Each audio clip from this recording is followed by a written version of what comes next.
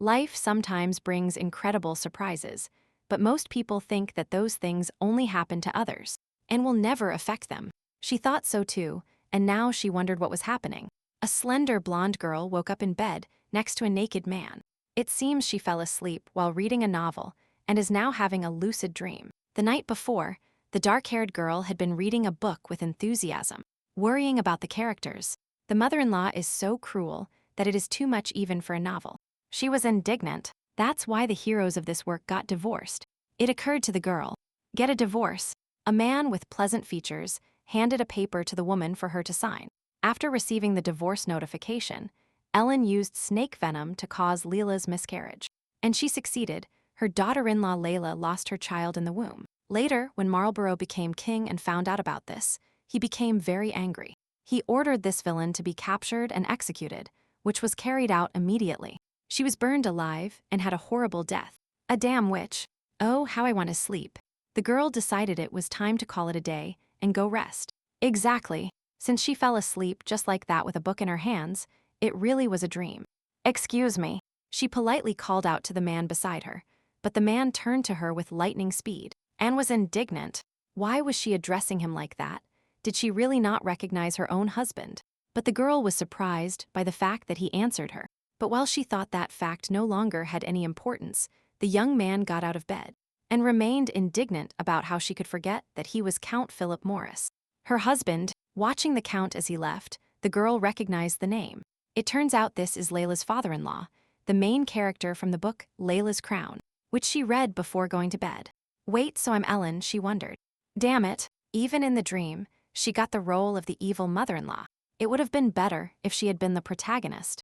But then the Count returned to the room, and Ellen's eyes saw a wonderful sight. She immediately changed her mind, deciding that being a mother-in-law was better, as the man came out of the bathroom with a bare torso and wet hair, which he was drying with a towel.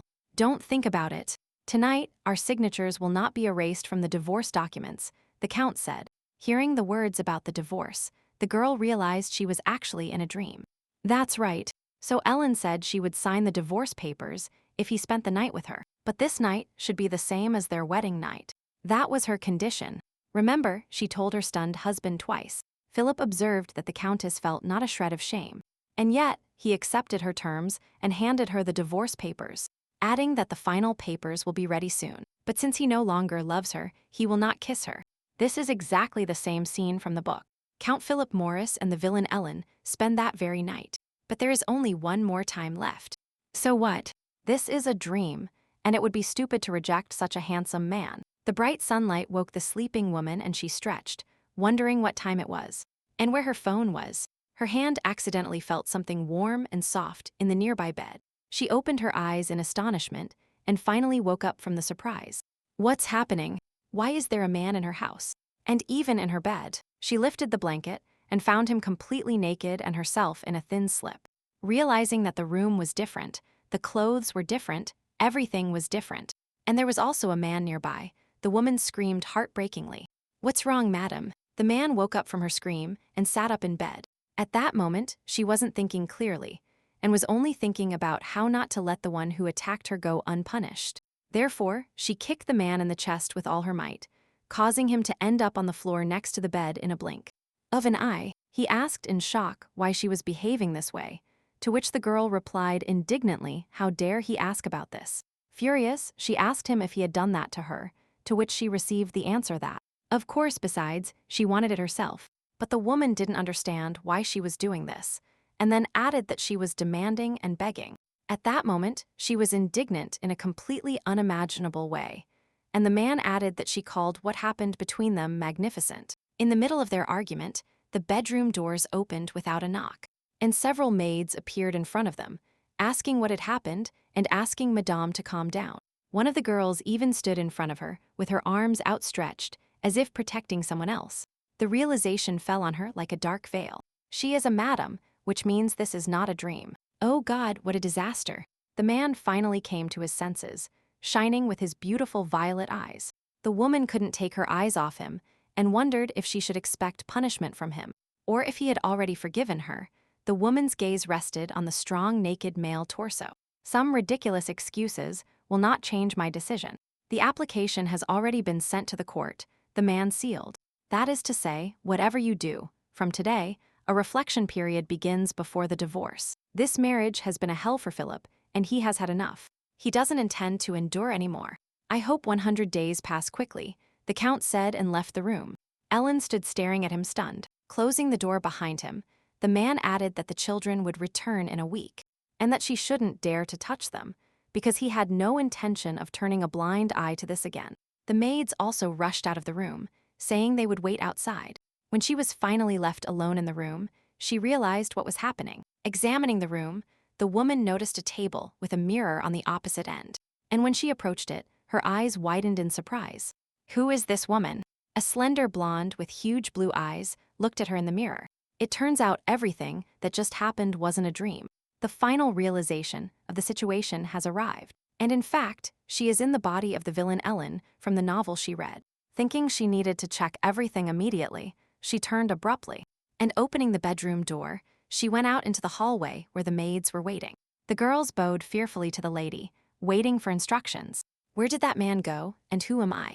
The woman formulated the questions, not at all embarrassed by their absurdity, but she was embarrassed by the fact that the voice with which she said it sounded rude and intimidating.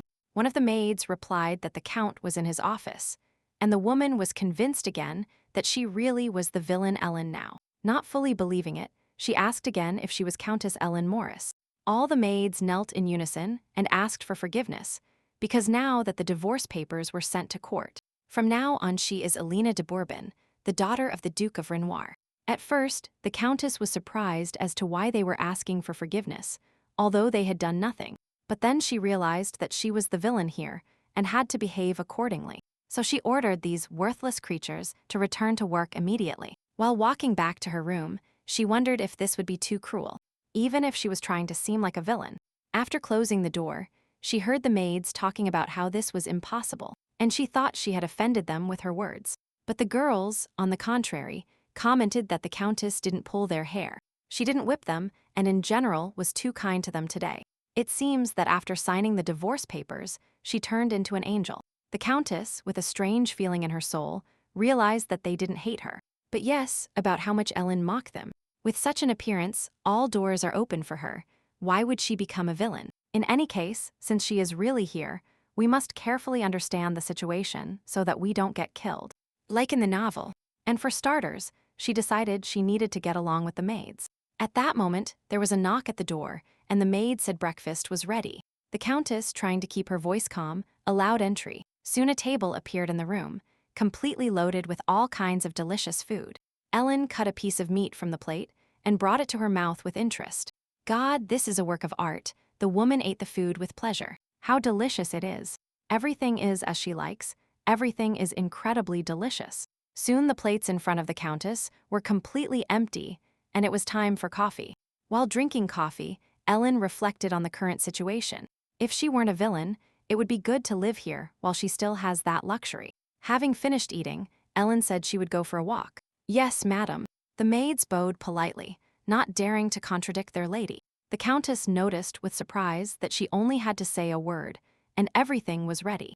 That is, a hanger with dresses for walking appeared in the room. She examined the clothes with interest, choosing exactly what she wanted to wear. Ellen's gaze fixed on a dress. It seems to be the most suitable. She took the sky blue dress. She definitely likes it. Right next to the building was a beautiful flower garden with aromatic plants. Ellen admired with delight such a beautiful garden and the view surrounding it. And then I saw a young man with scissors. It seemed like this gardener was taking care of the garden. The young man also noticed that the lady was watching him, and the next moment he ran away at full speed. What was that? He really is afraid of her. Ellen was puzzled. Call him. She heard a question from an unknown voice and turned in surprise to see who it belonged to. A handsome young man with long red hair was in front of her. In the first seconds, she asked in surprise who he was.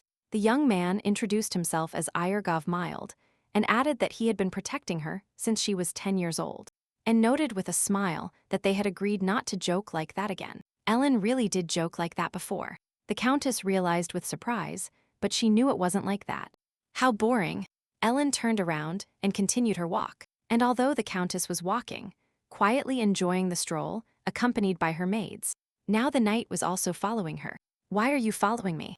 The woman couldn't take it and turned to him, to which Mild replied with a charming smile that he was her faithful guardian. That's right. Ellen had a shadow knight following her everywhere, and when she aroused the anger of King Marlborough and was captured for execution, he resisted and died at the hands of Philip's sword. His name is only mentioned at the beginning of the novel, and then they simply called him Ellen's shadow.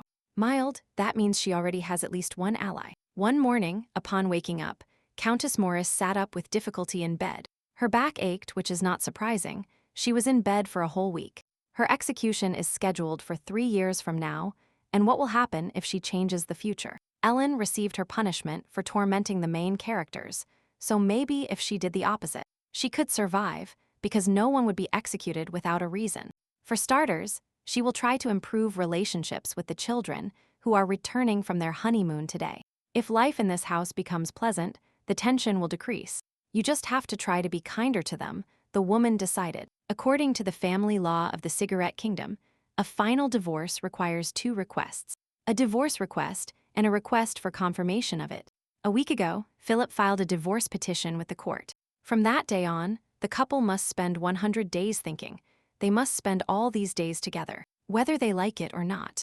Reading this on the divorce papers made Ellen pause. A second petition to confirm the divorce can be filed with the court at any time during this period, and the judge will seal it and open it only on the last day of the reflection period, when the final sentence will be handed down. If at least one of the spouses wants the divorce, it will be approved if neither of them files an application. Or both cancel it, the divorce will be annulled. But the division of assets during a divorce is decided by the head of the family, and the woman really didn't like this situation. In the novel, the Count gives Ellen a small 2-story house. It seems like a lot, but compared to the Count's fortune, it's a drop in the bucket. If she doesn't beg him to cancel the divorce and wins his favor a little, then he might give her more. But there is an even better plan. Earn more money before the divorce and only then live big. Having finished with her thoughts, she rehearsed the documents she had just read. Then, through the closed door, she called her faithful knight Sir Mild. The young man appeared immediately at the bedroom door, ready to serve his mistress. Send this to the court. The Countess handed him the signed documents. However, before taking them, Mild asked her if she was sure about it. "If I get divorced, will you continue to protect me, Sir Mild?" she asked the knight with a smile, to which he replied affirmatively, because he had sworn to protect his mistress all his life. A little embarrassed by such a frank display of affection, the Countess ordered the knight to leave. "All right, then I'll go." The man took the documents and politely bowed to the lady. Now, besides Ellen, he has one more person he simply must save. As Mild left her room, the maid, on the contrary, entered. Ellen asked her how long it was until the children arrived, to which the girl replied that it was about 2 hours, and then clarified if she planned to meet them near the main entrance, having received confirmation of her words. The Countess noted that she also had to prepare herself, which frightened the maid a lot. Looking at the girl trembling in front of her, Ellen couldn't understand what she was so afraid of. At first it was awkward due to the misunderstandings, but now, after a week, she has gotten used to it. Anyway, she will move out of here in 100 days, so there's nothing to worry about. Ellen spent the following hours preparing to receive the children who were arriving, with the help of numerous maids. In the end, the woman was completely groomed and dressed in a beautiful dress, hair and makeup, and she even admired how beautiful she was. Looking in the mirror, she thought that Ellen had such a bright and beautiful appearance, and when her life here ended, she would definitely start a new one that suited her better. Such thought seemed like a very well-thought-out plan for future life, and the girl smiled with satisfaction. "Take off all the jewelry from my head." She turned to the maid, intending to change something in her appearance. However, the maids, who were not accustomed to this behavior from their mistress, they were very surprised and clearly, but they didn't dare to contradict the lady and immediately carried out her order. The heavy and uncomfortable jewelry bothered Ellen. She felt much better without them. Everything was ready, and all the inhabitants of the house were eagerly awaiting the arrival of the guests. Ellen was the last to approach the main door, and all the house servants were already there, and they ceremoniously greeted their lady. One of the men looked at the woman approaching them without taking his eyes off her. Ellen Morris was so beautiful and elegant in his eyes that he couldn't help but admire her. He entered into an arranged marriage with Ellen. 18 years old at the beginning, She had no complaints about the fact that he had an adopted son, Marlborough. But when she realized Marlborough's talent, she began to change. She feared that her own son would not become the heir to the county. As much as he tried to calm her, Ellen didn't believe it, and every day she bothered Marlborough more. What she didn't know was that Marlborough was actually the king's secret son. But Philip couldn't tell her. He swore to the king to keep the secret. He can no longer continue living with a woman like her, and she can no longer live with him. To be honest, Philip tolerated this only for her beautiful face, the man thought, while looking at the woman beside him. Who else can put up with a woman as cruel as his wife? However, a very sweet and kind smile suddenly appeared on Ellen's beautiful face, and this alerted the Count that this was happening to her. It seemed she was plotting something again. Turning around, the man thought his wife was especially beautiful that day. Soon, a carriage pulled by 2 horses appeared before the palace gates, richly decorated, and although the Count was expectant, he couldn't help but feel someone's gaze upon him. Turning around, he fell into a stupor at the fact that Ellen was looking directly at him, and openly into his eyes. Unable to stand it, he asked her why she was staring at him so fixedly. The girl replied, embarrassed, that she had hit him recently. For a second, the man was baffled by such frank words. How dare she say those things in front of everyone? Now she is shameless, and her reputation is dragging her down. I wanted to make sure you were okay, added the woman with a smile. Philip knew that this shameless woman had no worse fencing skills than those of a knight, and that she was also good at hand-to-hand combat. She hit him, knowing where to strike to cause him the most pain. But Ellen immediately interrupted his thoughts, looked down, and said that this would not happen again. And although she pronounced these words clearly, Philip was baffled, and he asked her what she was saying. Without waiting for an answer, he asked one more thing. Why did she do it? I was afraid. Ellen's answer was simple, and she looked at him with wide eyes. Her words surprised the Count even more, and the girl explained that she woke up and saw a man nearby, and that's why she got scared. The man found no words to respond to such a claim from his wife. Ellen continued, saying that she had momentarily forgot what had happened the night before, and Philip noted that she herself had insisted on it when she signed the papers. The Countess said mysteriously that in a dream, you can forget everything, and she thought to herself that in the original, he was a reserved character. So why is he so curious now? I was satisfied, judging by your words. It was wonderful, Philip said, covering his mouth. His words angered Ellen. What does wonderful mean? What exactly? And she wondered if she should hit him again. The servants, who became involuntary witnesses to this dispute, pretended not to know anything. You really don't understand, you said it yourself. The man was indignant and started shouting. And Ellen couldn't take it anymore, and started getting angrier and angrier. She grabbed the man by the lapels of his jacket and pulled him towards her forcefully. You're a pervert, what kind of questions are these? The angry Countess whispered in his ear. She said that it doesn't matter then why he is continuing this conversation. But Philip was surprised that Ellen enjoyed their intimacy so much at night, and now she denies it with such zeal. She is obviously lying to avoid the divorce. She really thinks he will trust her again. At that moment, the carriage had already arrived at the house, and the young people got out of it. Oh God, wow, what a beautiful heroine my daughter-in-law is. The Countess admired mentally. Seeing them in person made her realize that what Ellen had done was really very bad. Even if she is a villain, how can you offend such a beauty? But now she will support her in everything. Leela, the Countess said as a greeting. But her voice and facial expression were so creepy that the scared young woman replied affirmatively. Welcome home, added Ellen with a wide smile and opening her arms in a welcoming hug. And the next moment, she pulled her daughter-in-law to her chest. And although the woman's words were quite friendly, the girl was still very scared and creeped out by this arrangement. Having finished with the hug, the Countess told Leela to rest today, adding that they would see each other at tea time. Ellen was sincerely happy to see the guests, and especially her beautiful daughter-in-law. But everyone around them behaved cautiously. Having finished greeting the girl, Countess Morris turned to Marlborough and pointed out that since he had arrived, they should greet her. I have returned, father, mother. The young man bowed ceremoniously, and with him his young wife. Philip looked in shock at that moment, so much so that Ellen had to nudge him so he would finally tell the children to come into the house. Come in quickly, I have prepared black tea and pastries. The Countess hurried them with a smile. Everyone present was shocked by the behavior of Countess Morris. Philip did not know why she was behaving that way. Marlborough was worried about what had happened during his absence. And Leela thought this made Ellen look even more terrifying than before. After a while, the guests and the hosts sat in the living room waiting for tea. But first, a card appeared in the room, full of various gifts. Seeing it, Ellen remembered that the butler, Domingos, should die soon. According to the original, he will die after 3 accidents. And then Ellen, laughing, will say that the annoying old man has finally died.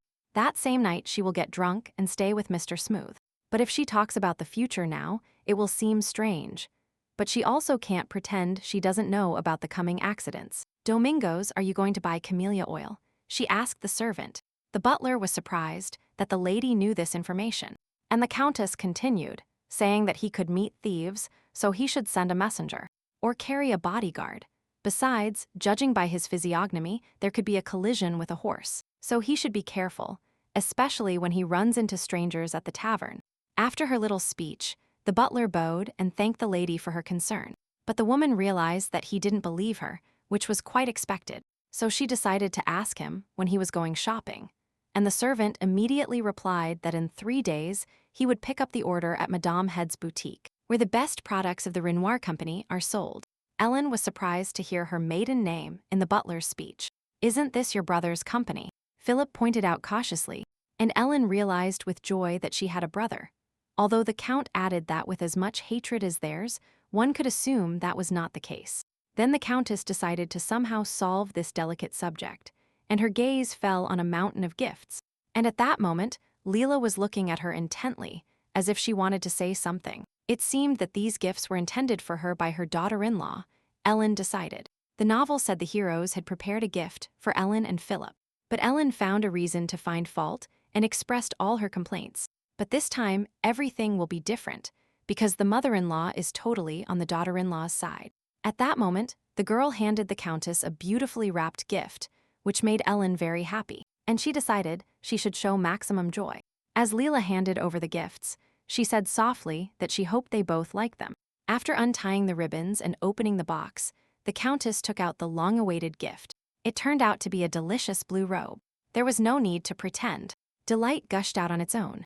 How soft and beautiful it is, Ellen admired, looking at the gift. She held the robe against her, as if trying it on, and turned in all directions with pleasure. Count Philip, like Marlborough, looked at the Countess with barely suppressed laughter. She looked so funny at that moment, so much so that the butler worried about her condition. And Ellen, gratefully, asked her daughter-in-law where she had gotten this wonderful robe. And the girl was very glad she liked it. You have worked hard, rest, and make yourself at home. Ellen tenderly took her daughter-in-law's hands, which made the excited girl's eyes fill with tears. And the word, Mom, came out of her lips. The men watched this scene with mute surprise, and Ellen added that Layla should tell her if Marlborough bothered her. If he bothers you, I will punish him. The Countess gave the young man a threatening look. Philip felt how awkward the situation was, and tried to change it by asking what happened to his gift. The butler immediately apologized and opened another box containing a gift for the Count. In the exact same box was the exact same blue robe, just for men. Philip thanked them for the gift, and immediately told the children the news that a week ago they had signed the divorce papers. This shocked and unpleasantly surprised Leela and Marlborough, who did not expect such changes in the family. The Count added that, when the reflection period expires, Ellen will leave this house, although it is not a fact that she will leave after the period expires, so it will not be possible to use these robes. And when the Count ordered Domingos to take the robe, the Countess was indignant at why he wanted to take away what was hers. Philip was sure it would be better this way, but Ellen was of the opposite opinion, because she was going to use it, which is why the Count decided he was going to cancel the divorce. Whoever said I want to cancel it, they are rejoicing too early, said the woman, which left him baffled. But if the Count doesn't want to use his robe, he can give it to her. But Philip noted that they bought it to use it with her. You said you wouldn't use it. Ellen didn't understand anything of his words anymore. You are rejoicing too early, she replied to the woman's words, and yet he explained that he also liked the robe, but that if he couldn't use it with her, he would have to save it. So Philip, we can do without yours, concluded Ellen, leaving the Count baffled. As Philip said, in 100 days she will leave this house forever. After the divorce, she will return to her status as the Duke's daughter, so the Count must provide her with a dignified home. And don't let him think about giving her a small 2-story house with cheap wallpaper. The Count didn't remember saying anything about compensation, But Ellen said with a smile that she had simply assumed he would. "I will go to rest, it wouldn't hurt you either," said the Countess, and decided to herself that that night she would not enter the newlyweds' bedroom. The next day was sunny and bright, perfect for a walk. Countess Ellen Morris, walking through the garden, regretted very much that this was not a photo zone. It would be wonderful to be photographed in this view. "She is a real lady," the woman laughed, happy with everything that was happening. Soon she was surprised to discover that she was not the only one laughing, but that it was Sir Mild. And the Countess asked what had happened. The knight apologized embarrassed, and the Countess asked again, what happened that he was laughing so much. "It's just that you seem happy, my lady," pointed out Mild with a smile. Because of his words, Ellen even felt embarrassed. Was he really happy for her good mood? She couldn't let a kind man like Mild die. Leela will have a tea party today, because Ellen needs to make a good impression on her friends. They are gathered in the garden. But where is it? The Countess did not know the exact location. The knight asked what the lady was looking for, and she replied that Layla was having tea today. But she was not visible. He said the place would be scattered with roses, so the Countess assumed it was somewhere around here. That's why the maids were so quiet, Mild realized. Mild, you didn't know either, the Countess suddenly realized. Okay, she could have really hidden, but how much did Ellen torment everyone? But she was not going to give up, and asked the knight where he thought they might be having tea, to which he suggested it would be in the backyard. The young woman's friends are commoners, so if they organize a tea party, it will most likely be in a gazebo by the lake. In this case, Alina ordered to be taken there, although the knight, noting that it was far, offered to take her on a horse or in a carriage. The woman thought about it. In the original, Ellen made a scene at this meeting. She walked decisively towards the girls who were talking quietly while having tea. Then the Countess got into a very bad mood and had no intention of hiding it. All the tea, all the snacks, along with the dishes, flew from the table to the floor. But poor Leela brought out the best in Countess Morris. This time, she will approach silently and tell them politely to have a good time together. Therefore, to carry out her plan, the Countess wanted to approach on foot and silently, which is what she and the knight did. Soon, on the way to the lake, they met several maids with baskets in their hands. "Where are you going?" Ellen shouted at the girls, and they were paralyzed with fear. Ellen asked what they were carrying in the baskets, but the scared maids insisted that it was nothing special. "Open them, come on," ordered the Countess with a terrifying smile. Although the maids were very scared, they did not dare to disobey their mistress's direct order. The baskets contained a variety of food, and Ellen, realizing that they were carrying food for Leela's tea party, ordered them to hand them over. She wanted to carry the food herself, since she was also going to Leela, but the maids were perplexed because the baskets were too heavy for the lady. "It's not scary because Mild is with me," Ellen smiled. Soon Countess Morris and her faithful knight were already approaching the gazebo by the lake. From there, happy female laughter could be heard, and the knight asked if he should report their arrival. But Alina refused because she was coming on an unofficial visit. The closer she got, the more nervous she got, not knowing what to say. She could say she is delighted to meet you, and that she is glad to see that you are having a good time, and add that she brought cake and tart, and ask her to take care of her lilac. Something like this will probably be enough, decided the Duchess Mauricio. "Don't talk about my mother like that." Her daughter-in-law's indignant voice interrupted her thoughts. Ellen turned around instantly and signaled Marlborough to remain silent. And at that moment, trying to walk quietly, she approached the gazebo, but she did not enter and stopped not far from the entrance so they wouldn't see her. In the original, Leela's friends were definitely commoners or children from wealthy families due to Ellen's tricks. None of the aristocrats' daughters visited the Count's house.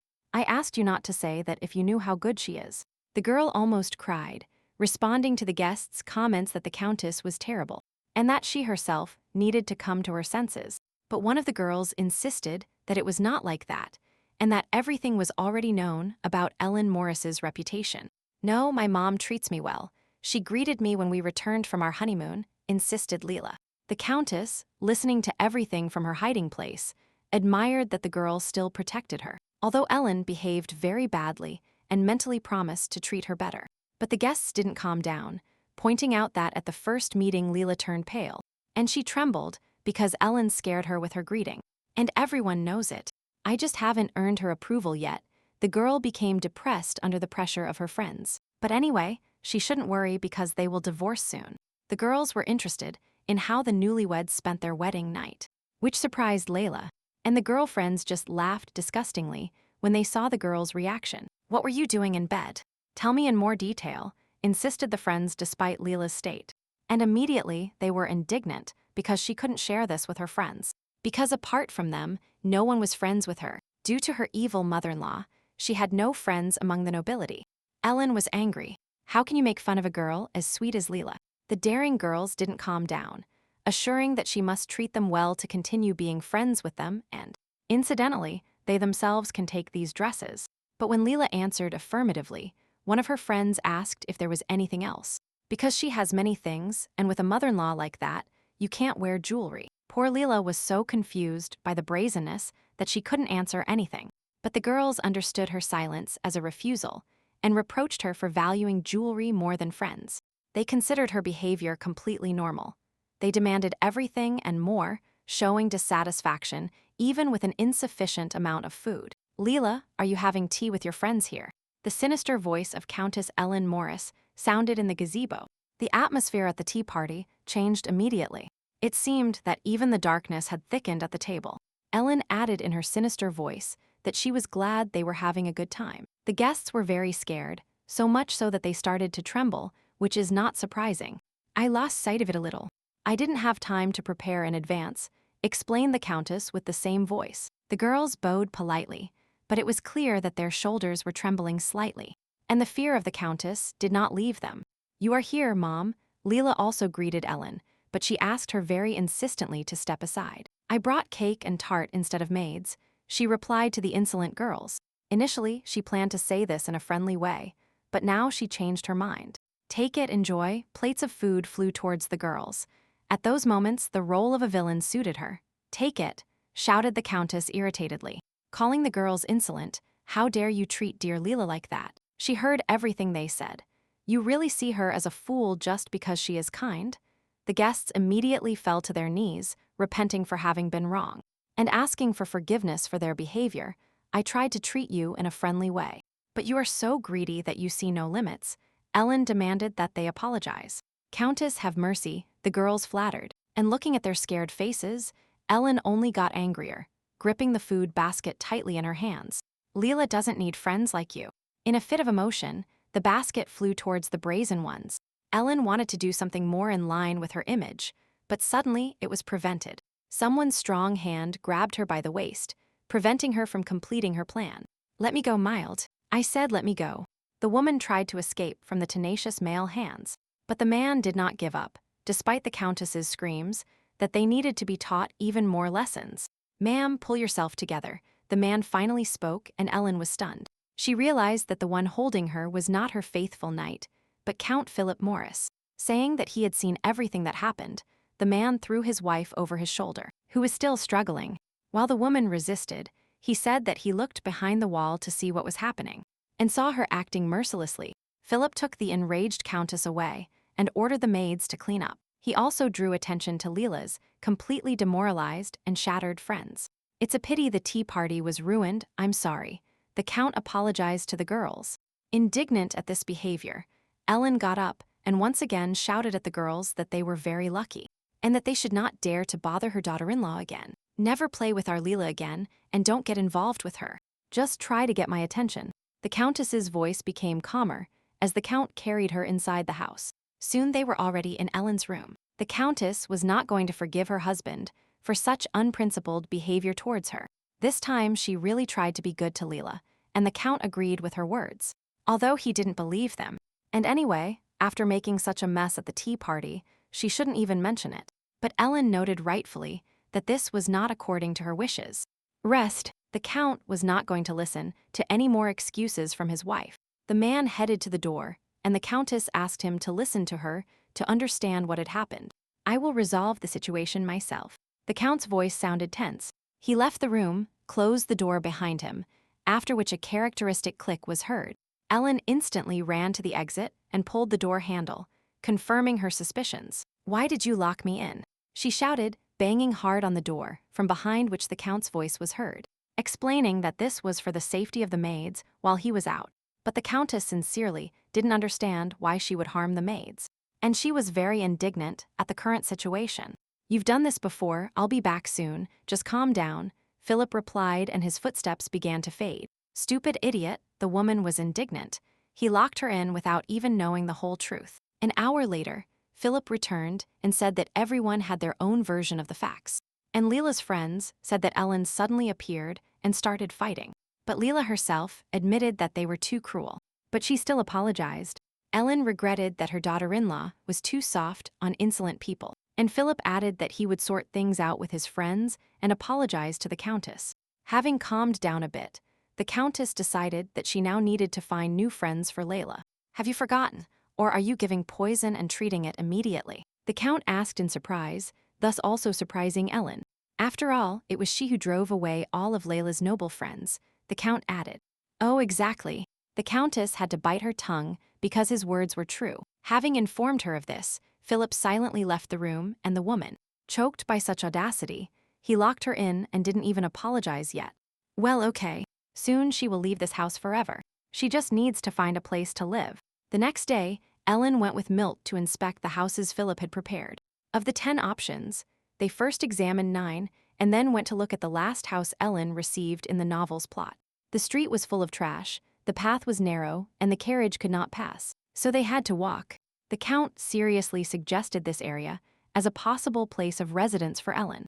No matter how handsome Philip is, after that he loses all charm. It is better for her to hurry and secure her assets before the divorce than to be thrown into that place. Ellen walked through the alley, completely lost in thought, but couldn't help noticing that the homeless people around her had become noticeably more lively. Do they want to provoke them into a conflict? Whether she should run or fight? The barefoot homeless people at that moment crowded together and were already walking decisively towards the noblewoman. The street was so narrow that it would be difficult for the Countess to escape, so she would have to fight. Ellen knew it was the right decision, but she still felt uneasy. Although she was not alone, but with her faithful knight Sir Mild, one of the vagrants dropped a glass bottle, and it rolled down the sidewalk with a roar, scaring them quite a bit. Ellen heard scared screams behind her and turned around in surprise. Realizing that the Countess had noticed them, the people, who just a second ago were clearly planning an attack, rushed to flee from her. Countess Morris and her knight stood in the middle of an empty alley, swept by a cool wind. What just happened? Whether these people were really avoiding them, the Countess was confused. Being on the ground was not enough, and they are also running away, perhaps to capture these scoundrels and teach them a lesson. Mild asked the lady. Not immediately, but Ellen realized that these people had no intention of attacking. They were simply afraid of the famous Countess Morris. But what made her so terrible? With such thoughts, the Countess continued her way. On the way, she saw people who were still poor and didn't even dare to look at her. And at that moment, when she reached them, they held out a pleading hand to her. "Ma'am, we are hungry. At least a piece of bread, have mercy." The child held out his hands together, asking. The woman beside him looked at the noblewoman who had stopped, and the next moment, when she realized who was in front of them, her eyes widened in horror. She covered her son and asked him to be quiet, because it was Countess Morris. But tears appeared in the child's eyes, because he was very hungry, and now he was also afraid. The beggar woman asked the lady to forgive them, because the child hadn't eaten since yesterday, and asked for mercy. How cruel Countess Ellen Morris was, if even children were so afraid of her. It's better to pretend you didn't notice them, that way she will help you. But after a few steps, the woman stopped, realizing she couldn't leave them without help. Go before anyone sees you. Ellen turned sharply towards the woman. She reached out her hand, and a pure gold coin fell into the hands of the surprised woman. The beggar woman fell prostrate before the Countess, sincerely thanking her for such mercy. The next moment, taking the child in her arms, she quickly ran away. Well, wow, thought Ellen. Mild was also looking at her strangely, without looking away. The knight explained that it was the first time he had seen Countess Morris give something to the poor, and the woman realized with horror that she had reacted too emotionally. Then she said that she had simply hidden them as quickly as possible. Or maybe she should, as Mild says, give them a beating and drive them away. No, of course, the knight replied calmly, suppressing his surprise. And Ellen realized that Mild was not a villain. He was simply following the orders of Countess Morris. But in the original story, the faithful knight Ellen was slandered by bad people. And in the end, she died together with her lover, protecting her until her last breath. "Okay, take me further," Ellen ordered, deciding not to think about it anymore. Mild silently accepted the lady's order and they continued on their way. Soon they reached their destination and found themselves in front of the right door. It was a small 2-story house that looked quite normal. They also looked inside, and things were not so rosy. The woman realized there wasn't enough space to place all her dresses. It seemed Ellen had to sell them, no matter how much she liked them. The knight was also surprised that the count wanted to send the countess to such an inappropriate place, where he even found this shack. But Ellen added optimistically that, at worst, he would live on the first floor, and she on the second. "Ma'am, you can't live here," the knight reacted excitedly. But the countess said she had nothing left if she got this house. Mild sincerely didn't understand if the lady really needed to divorce, and Ellen remembered she had already sent the documents. But she wondered why Mild didn't want this. "Your family won't approve of this," the knight replied, but the countess was interested in what the knight himself thought about it. And when he replied that he didn't care and just wanted her to be happy, I was very surprised. She really seemed happy when they were on the estate. To this, Mild had nothing to answer Countess Ellen Morris. Ellen herself understood the whole situation and asked the knight to worry about moving instead. Not wanting to give up so easily, Mild asked the lady to think about the divorce again. But Ellen had already decided everything, and she doesn't regret it. She also asked the dejected knight not to worry about that. She would never live in such a house. Deciding that her business here was finished, the countess ordered to return to the estate. The carriage moved slowly along the sunlit street. "In the future, our home will be the center of the city," Ellen suddenly said, greatly surprising her knight. And she added that, as she remembers, he said he was not going to change jobs. "Therefore, since you will live together, this will be your home," the countess pointed out, to which Milt smiled sincerely. The carriage passed by a small group of people, and the woman couldn't pay attention to them. She remembered warning the butler to be careful of the thieves with blue masks. Now she understands that today is exactly the day he was going shopping. Ellen asked Mal if he knew where Mrs. Head's boutique was, and he told her it was a bit outside the city. Apparently, the butler Domingos was going today around 4 in the afternoon. It's unknown. And it's unknown if he will appear in person at the meeting. And then the countess ordered us to go to lunch and then head to the boutique at 4. Having outlined a plan for the rest of the day, Countess Ellen Morris and her faithful knight set out to carry it out. That same day, Ellen and Mild left the restaurant after dinner. The countess asked what time it was, and received the answer that it was already almost 4 in the afternoon. And this meant it was time to go to Mrs. Head's boutique. The knight offered to organize everything. Already approaching the place, Ellen saw a crowd of people in one of the small alleys. And at that very instant she understood everything. She shouted and ordered the carriage to stop. But everything happened so fast that Mild didn't have time to react.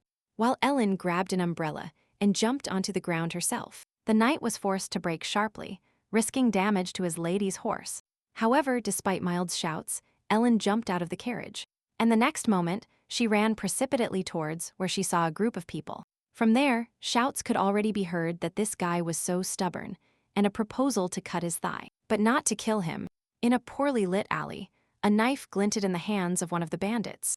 Ellen, who was watching closely, scolded the butler who didn't want to believe her words. "Hey you." The girl decided to act confidently and headed towards the bandits. She didn't say anything else. She simply began to act, swinging her umbrella and kicking the person closest to her in the back. What kind of woman is this? The other bandits with blue masks were baffled, but Domingos immediately recognized the lady and asked in horror how she had gotten here. And the bandits brazenly asked her who she was and what she wanted from them. "I am Countess Morris," said the woman indignantly, but they didn't listen to her, and the main bandit gave the order to take her away.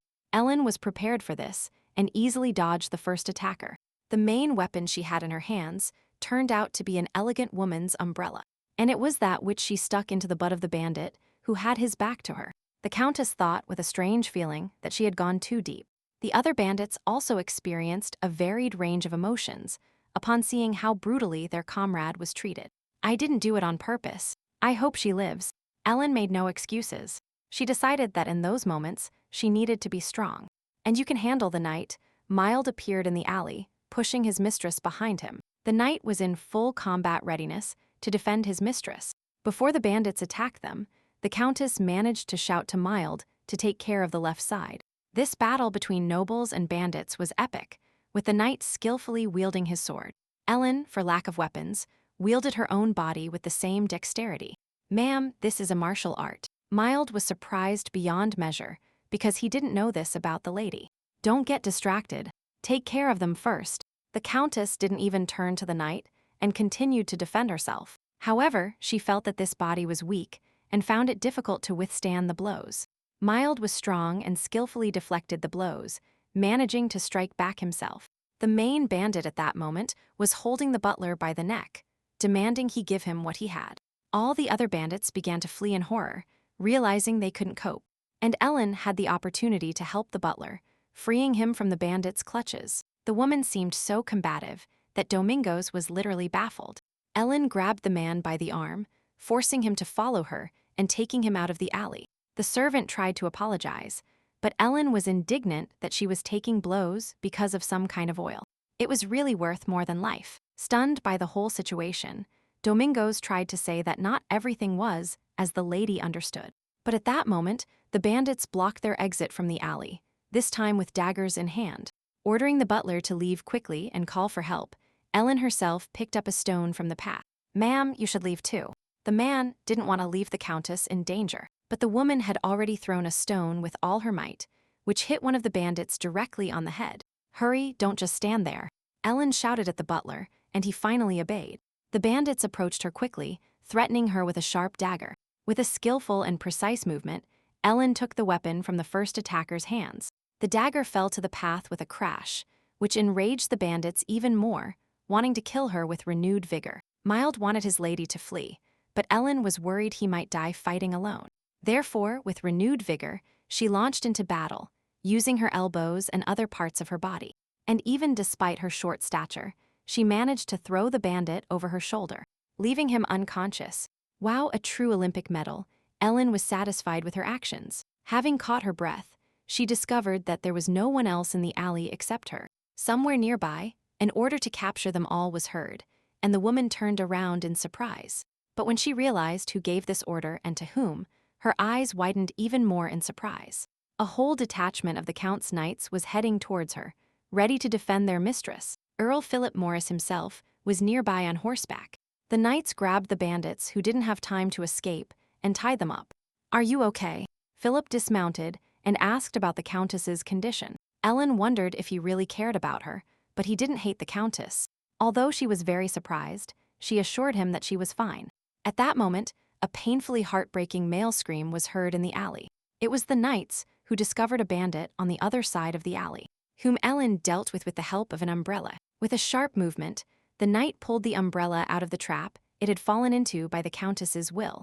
Even seeing this, Ellen thought it really looked very painful and unpleasant. The faithful knight Mild was also very worried about the state of his mistress, and she assured him she was fine. However, the woman's attention focused on the scene that was happening at that moment, not far from her. There, Earl Morris was talking to the butler, who was handing an envelope to the knight. This means that what Domingos was holding was just a letter, for which, in fact, he risked his life. Philip thanked the butler for his help, but Domingos noted that it was all thanks to the lady. The Count looked at his wife in disbelief, but was forced to acknowledge her role in this whole situation. The butler thanked the lady, but Ellen was terrified that it was too different from the original. Something would go wrong. "It turns out you are not familiar with these documents." Philip was still trying to understand, but Ellen didn't understand what he was talking about or what kind of document it was. He really means he suspects she was attacked, but Philip noted he didn't say that. "No, you suspected me." The Countess was furious at such audacity, but the Count noted that if she was one with them, then it wouldn't make sense to give that information in advance. In any case, this unusual kick was really impressive. Philip even blushed at his own words. It was like red and white roses, mingling and swaying in the wind. The scene of her very impressive kick appeared again before the man's eyes, and Ellen realized he was looking at her raised skirt. "So I'll go first." She turned around and decided she needed to end this conversation, but she could barely take a few steps. Her legs were shaking due to the unusual strain. Mild noticed the lady's condition and solicitously suggested she go to the hospital, and Ellen had to agree. "I will bring the carriage." The knight hurried to fulfill the order. Ellen thought sadly that it seemed she had really tried too hard. After a minute, Milt returned excitedly. The carriage was gone. Then the Countess asked how far the hospital was, and although it was not far, The knight was worried that it would be difficult for the lady to get there. And although Ellen assured him she could handle it, Milt volunteered to at least accompany his mistress.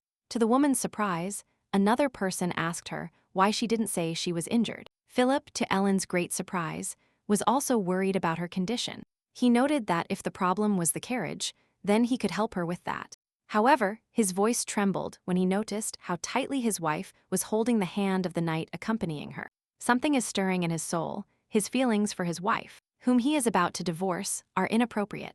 Get on your horse. It's better to return to the estate for treatment. The man reached out his hand to his wife, but Ellen did not agree with his opinion and would like to receive treatment at the hospital. Then Philip offered to at least carry her. Ellen realized that it would be cramped for both of them on horseback, but the Count replied that she loved this. Seeing that he didn't understand her hints, Ellen said directly that he was an attractive partner, but that today she would refuse. But the only thing the Count heard was that she was calling him a partner and asked what that meant. I mean, my life partner, but since we are getting a divorce, wouldn't it be better to keep our distance? The woman said. These words from Ellen painfully wounded the Count, as he realized she was right. With difficulty admitting she was right, Philip approached his horse to unhitch it. He ordered the knight to take his horse, find a carriage, and take the Countess to Smith's hospital. Yes, Count. Mild respectfully accepted the order of his mistress's husband. It's time for us too, Philip noted and held out his hand to the woman. Ellen handed him hers without a second thought, accepting her husband's help. And the next moment, the Count took the woman in his arms, thus giving her tired legs a rest. Ellen's face was dangerously close to Philip's face, so much so that for a second she was breathless. Blushing, she asked what he was doing, and Philip replied that it didn't matter who he was. Her husband or a stranger, it would be much faster. Ellen mentioned casually that this was completely embarrassing, and when the Count asked what this meant, she asked him not to talk to her anymore. That way she would get better faster. In fact, the hospital building was not very far away, and soon they called the Countess to get help. The doctor carefully examined Ellen and bandaged her wounds. I hurt my arm and leg, but the doctor assured me it was just a mild inflammation that would soon go away. Also, she should feel much better now, and the Countess thanked him for his help. Soon, Mile entered the room with the message that he had found a carriage, and that they could leave now.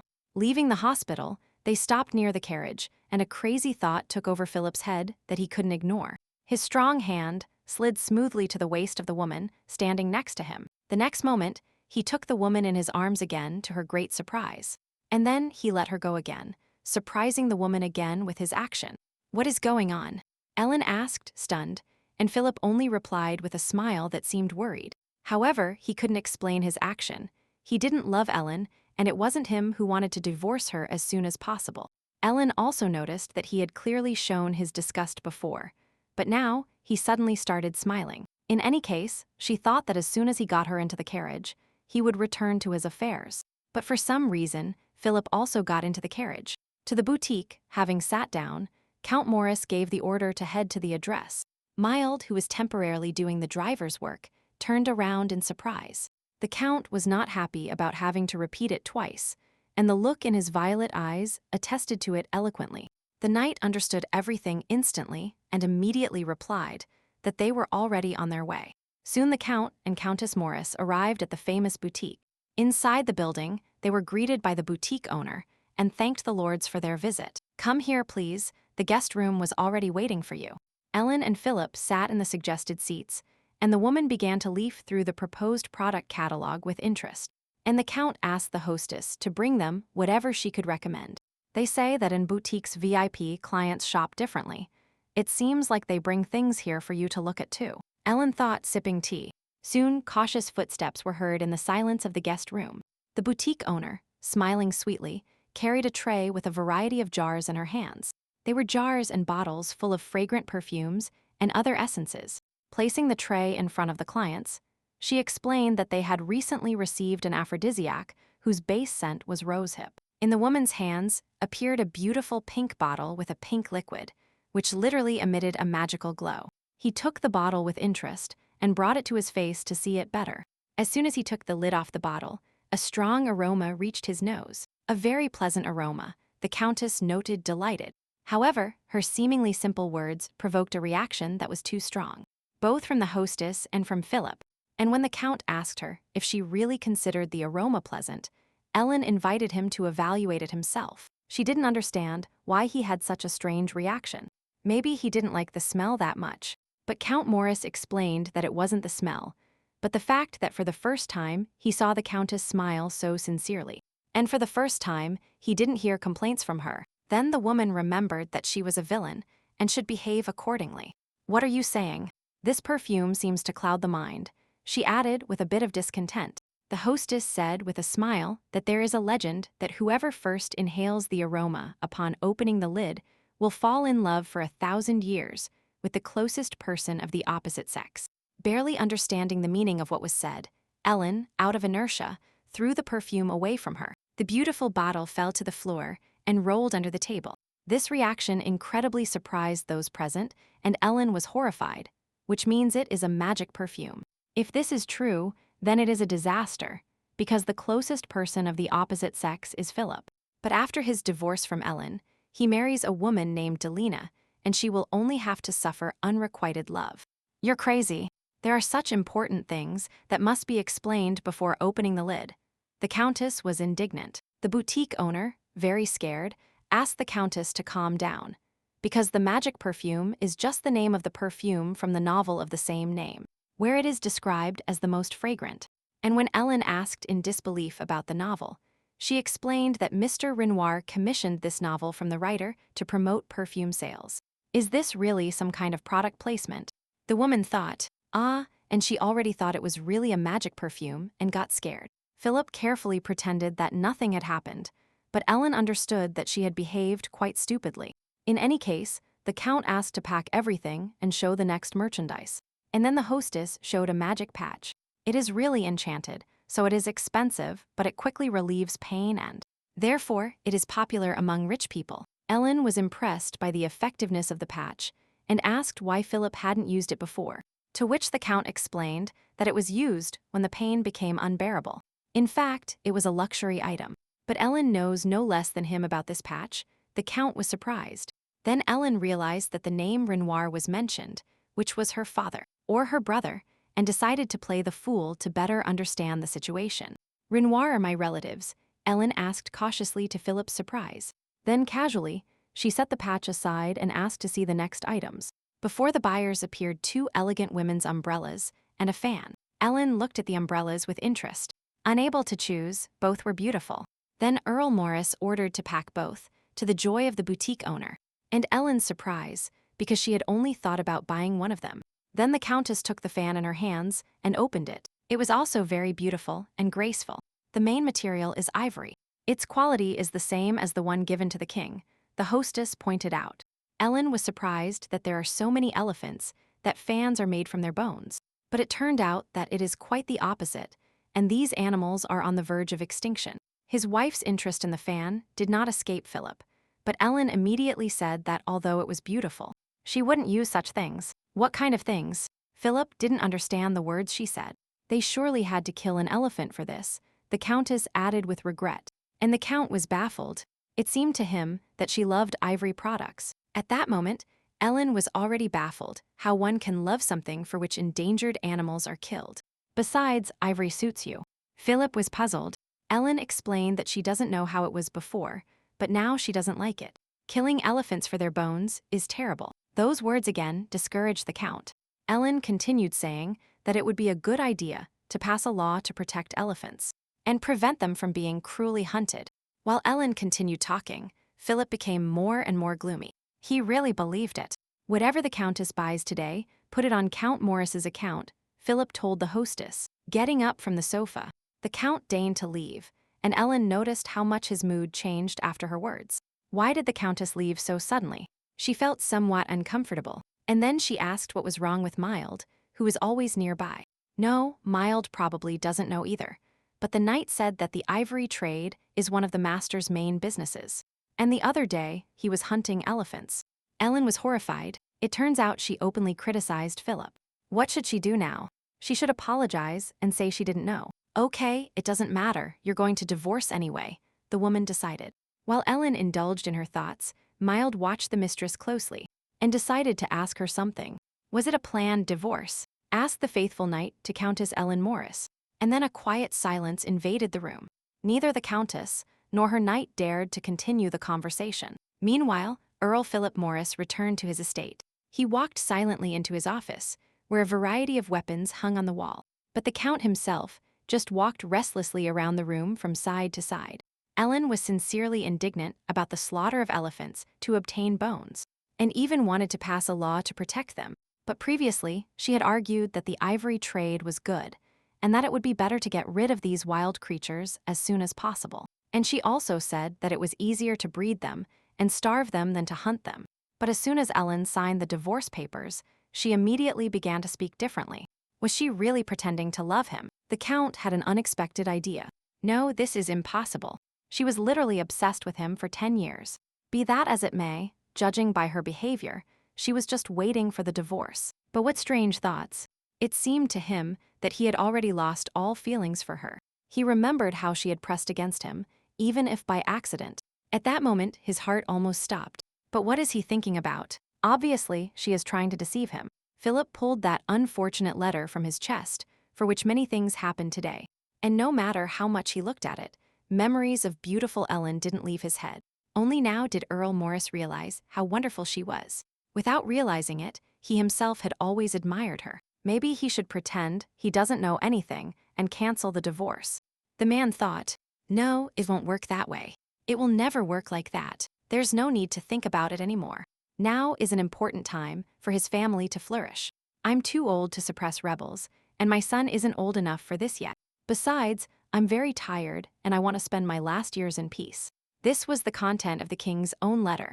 Earl Morris favorably accepted the king's offer. When the late queen died, the Count of Morris took in her 10-year-old son and raised him as if he were his own. But the king's condition, judging by the letter, is deteriorating. Now is the time to prepare seriously for the inheritance.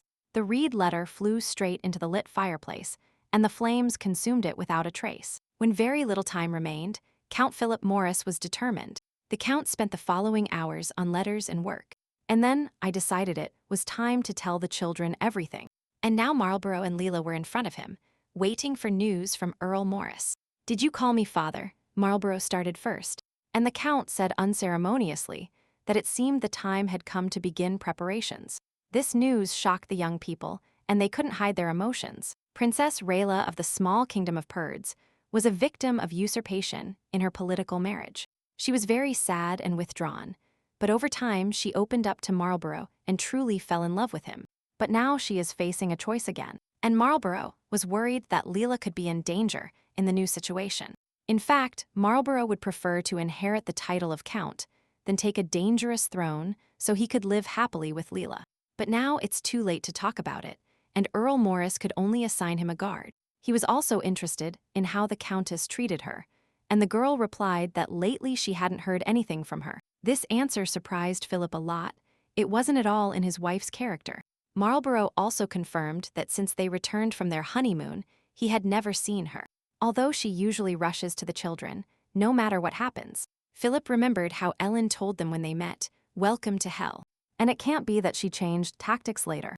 It also seemed strange to the young man, but apparently the father had already decided everything about their future. How much would she suffer if she couldn't openly express her feelings? But she never actually came, Leela added quietly.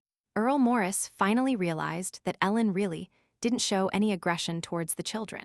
And again, he was very surprised. But maybe she at least conveyed something to him through the servants. But Leela assured him that nothing like that had happened, and thanks to that she could rest quietly after the trip. And the girl added, delighted that perhaps she was trying to strengthen her, because before the wedding she was too weak. The Count listened in surprise, as his daughter-in-law admired how it was possible to temper her so harshly. In any case, he is glad that everything turned out this way. But suddenly, Ellen is not happy about the divorce and is preparing revenge.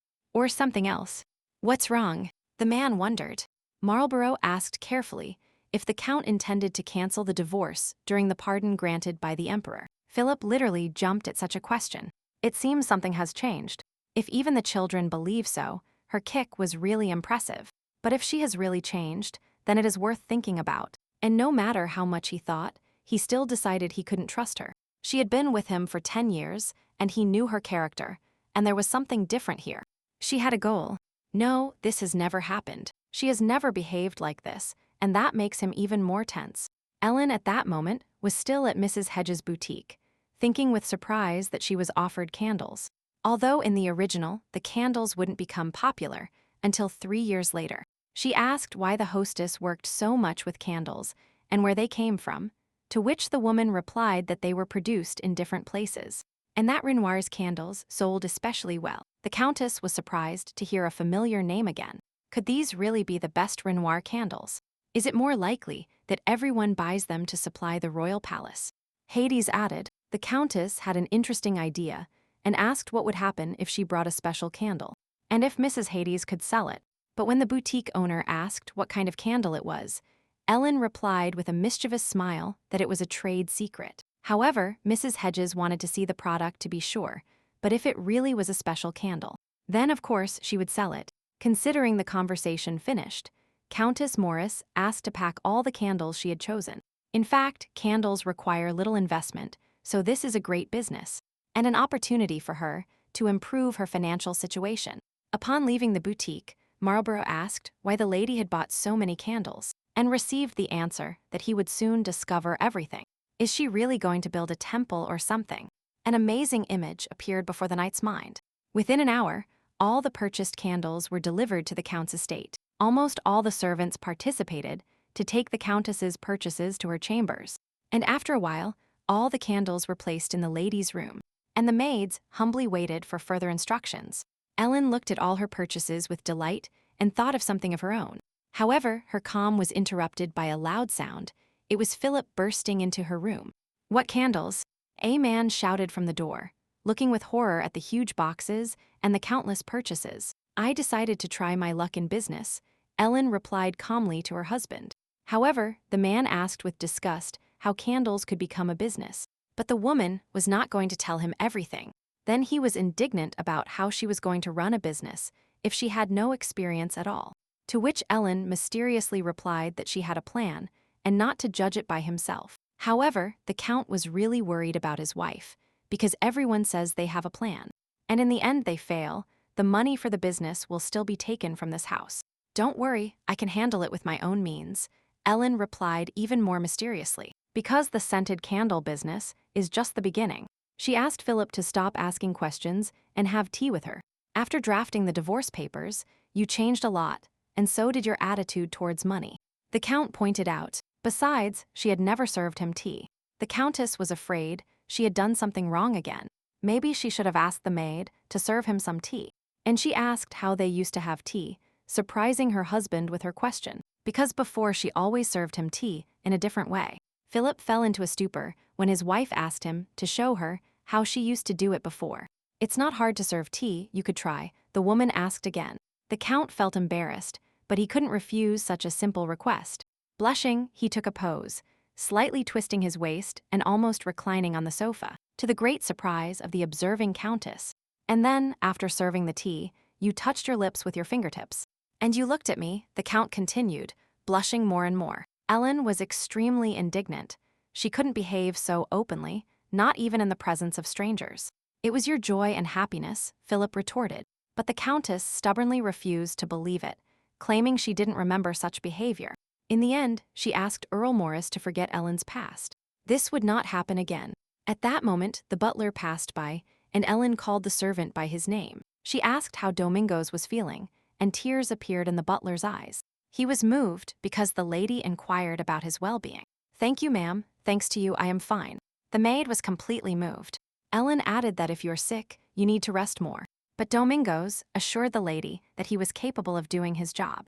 Then the Countess wanted to know about the family's economic status and asked the servant to bring books and explain everything in detail to her, and she got scared when the butler suddenly shuddered. She added that if he was busy or didn't feel well, maybe he shouldn't. And the servant immediately said that he was simply moved, that Madame was asking him for something for the first time. Exactly, she was a villain, and a villain wouldn't have asked, but ordered. I will bring it now and explain it in detail. Domingos bowed politely. After a while, a pile of household books appeared on the table. Upon studying them, Ellen was surprised that the family had so much money and that the building she wanted cost just pennies. But Ellen's expenses exceed everything imaginable and unimaginable. How could she spend money like that? She spent everything she earned. And she was even in debt due to ill-conceived investments and gambling. She needed another 10 years to pay everything off. In modern money, it would be about 800 billion. She has definitely gone crazy. The house Philip bought with his last money was on Ellen's property list. He is a saint. How did he just decide to divorce such a woman? The Countess asked the servant where all her purchases were, and received the answer that they were in the storage room on the 4th floor. Great, then we will have to see. Ellen asked the butler to show her. When they reached the 4th floor, the servant inserted the key into the keyhole and turned it. The doors opened to reveal an amazing sight to Countess Morris. Wow, the woman couldn't hold back her sigh of joy. The room was huge and completely filled with all kinds of different things. Separated on the table, there were boxes of precious jewelry, obviously very expensive. Without any business, you can become a billionaire simply by selling everything in this room.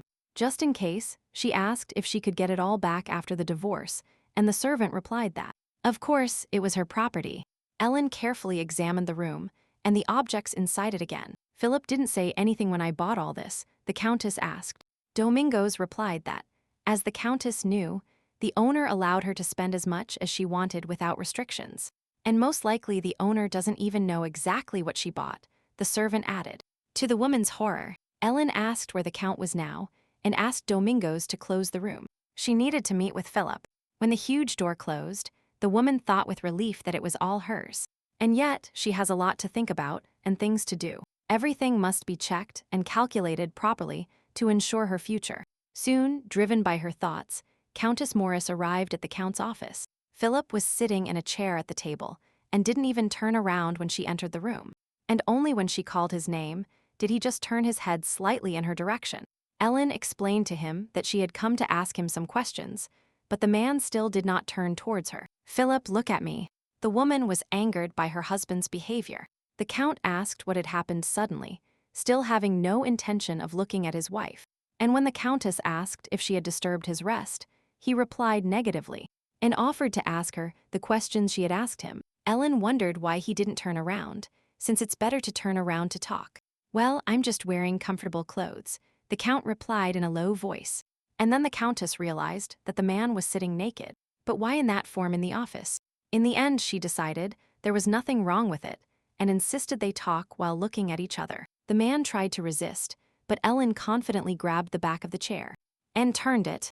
As soon as Philip was face to face with her, an amazing sight opened up before the Countess's gaze. Earl Morris was dressed in a blue robe that opened openly at the chest, revealing his powerful chest and toned abs. But this did not bother the woman, and she stared into the eyes of the man sitting down. How can you turn the chair so suddenly? Philip was embarrassed and at the same time indignant, but Ellen's gaze focused only on the man's bare chest. Now she understood why Ellen craved her husband's attention so much. This robe I only tried on once, since it was a gift, Philip babbled, embarrassed. But Ellen noted that he wasn't saying anything. Besides, this robe suits him. The children know how to choose gifts. She slowly approached his face, promising that she wouldn't tell anyone about the robe. But in exchange, she asked for something and leaned close to his ear. Kiss, she said in a soft whisper, approaching the man. At such words from his wife, Philip blushed deeply and seemed speechless. With great difficulty, he asked her how to kiss, but Ellen reasonably noted that they were still married. The only thing you do is tease at every opportunity, the Count commented with a smile. Ellen immediately stepped away from the chair and noted that since he didn't want to, she wouldn't insist. But suddenly Philip, to Ellen's great surprise, agreed, but only once. Completely ready for the kiss, the man closed his eyes, slightly covered his bare chest with his hands, and began to wait for the kiss. Open your lips, she whispered, approaching the man again. The Count obeyed the woman without questioning her, and slightly parted his lips in anticipation. Ellen got very close to Philip's face and lightly touched the man's forehead with her lips. The man, who was not expecting such a turn of events, opened his eyes in shock, and the Countess laughed happily, because the Count looked too sweet and innocent. You were teasing me, the Count realized, and Ellen confirmed that she really decided to tease him, and he was very embarrassed, and added that since they had given him the robe, he could wear it without shame. But finally, Philip remembered why he had come and asked, to which the woman replied that she was learning about their finances. Don't say you don't have enough money, the Count asked dejectedly. Leaning towards him again, Ellen assured him that everything was bad and, in general, it was strange that they hadn't divorced yet. The last words shocked the man beyond imagination, and his eyes went wide. Meanwhile, the woman thanked him for allowing her to spend whatever she wanted. But why did he allow it to go so far? But it was the only thing he could do for her to help her cope with the stress of the adoption. After these words, an oppressive silence settled in the room. Each was thinking of their own thoughts. "You did everything possible," Ellen said with a strange intonation of gratitude. The woman stepped back from the Count, which again surprised him. She added that he had suffered a lot because of her, and that she would try to fix at least a little of their economic problems before leaving. With these words, Countess Morris slowly left the room, leaving the Count bewildered. Although she always looked beautiful, she unbearably loved to groom herself. Thinking about everything, the Count closed his eyes, but a loud sound surprised him. Ellen entered the room again, and Philip stood up in surprise from his chair. "It's not fair to wear a robe alone," the woman said flirtatiously. She was also wearing a blue robe with a cut on the chest. After all, they were presented to be worn together. She slowly approached him, and even took his hands, asking him to come closer to her. "Honey," Philip began to stutter, surprised, but quickly complied with her request, and she carefully led her husband to the sofa, and she herself sank onto him, forcing the Count to lie on top of her. He broke the rules, so he had to kiss her as punishment.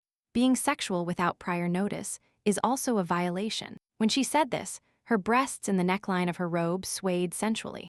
It was so frank that the man couldn't help it and leaned in, bringing his lips close to hers. A man and a woman merged into a passionate and sensual kiss. Their kiss lasted a long time and awakened more and more desire in both of them. Considering it necessary to continue, Philip grabbed the Countess by the waist, forcing her to adopt another more revealing pose. Observing the woman's reaction to his actions, he stared into her eyes. Waiting for an answer, Philip pursed his lips, anticipating continuing the kisses and moving on to other actions. But contrary to his expectations, the woman punched him in the face with all her might, so hard that he fell to the floor. "Ellen," the Count said, dumbfounded, finding himself on the floor. The man stood up and discovered that he was next to the chair in which he had been sitting recently. Looking around and realizing he was alone in the room, the Count realized that he had simply fallen off the chair when he fell asleep.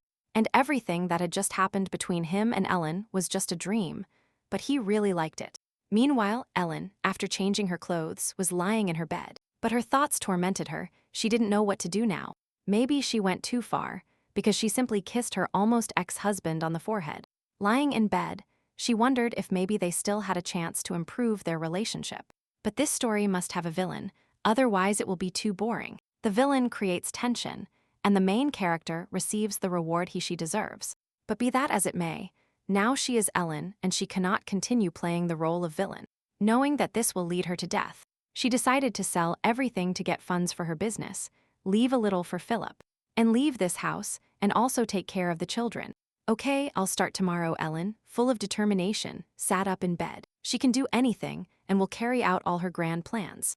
At that moment, someone knocked on the door and Philip's voice calling her. Ellen was surprised at what he wanted, but allowed him to enter. When Ellen opened the door, the man was standing in the doorway with a box in his hands, tied with a yellow ribbon. After sitting him down at the table, she asked what had happened. Leaving the box on the table, the Count passed it to the Countess and brought her a gift. Ellen wondered what it was and why he was giving her gifts.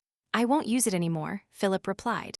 And Ellen immediately understood what he was talking about and what was in this box. The man continued saying that it suited her better, and that 3 sets would be enough for each day.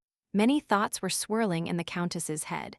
He is really so embarrassed that he doesn't want to walk with her at all. Or he is afraid that she will ask him to cancel the divorce if they wear the same robes. But she couldn't understand why he would give it to her. "Thank you for your concern, but I already have many robes," the woman sincerely replied. And she asked him not to worry, that she wouldn't ask to cancel the divorce because of the couple's robes, that if he didn't like wearing them together, then she wouldn't wear hers either. But when she saw Philip's reaction to her words, she clarified that he didn't want to wear a robe for fear that she would change her mind about the divorce. And to the Count's great surprise, she added that she would also start a new life. She made her final decision and sent the documents to the court. As if emitting an angelic glow, Ellen said that she wanted him not to worry about her changing her mind. But Count Morris looked at the Countess very strangely, to the point that she didn't understand the reason for his look. He covered his eyes with his hands tiredly, saying that this was a misunderstanding, and that he hadn't come for that. Blushing, he added that he considered this gift more suitable for her, and that's why he wanted her to wear it. What is he saying? Ellen didn't understand. Although she saw how embarrassed the man was, Philip jumped up and quickly said goodbye to her, unable to take it anymore. Without saying another word, the Count left the Countess's private chambers. It seemed to me that he was being kind, or was I wrong? Ellen thought, bewildered, because according to the plot, Philip should not behave this way. The next day the Countess, being in her room, called the faithful knight. But instead of Mild, to the Countess's surprise, the butler Domingos appeared in the chambers. "I called Sir Mild, why did you come?" she asked the servant severely, and she was unpleasantly surprised when the butler replied that her knight was now with Count Morris.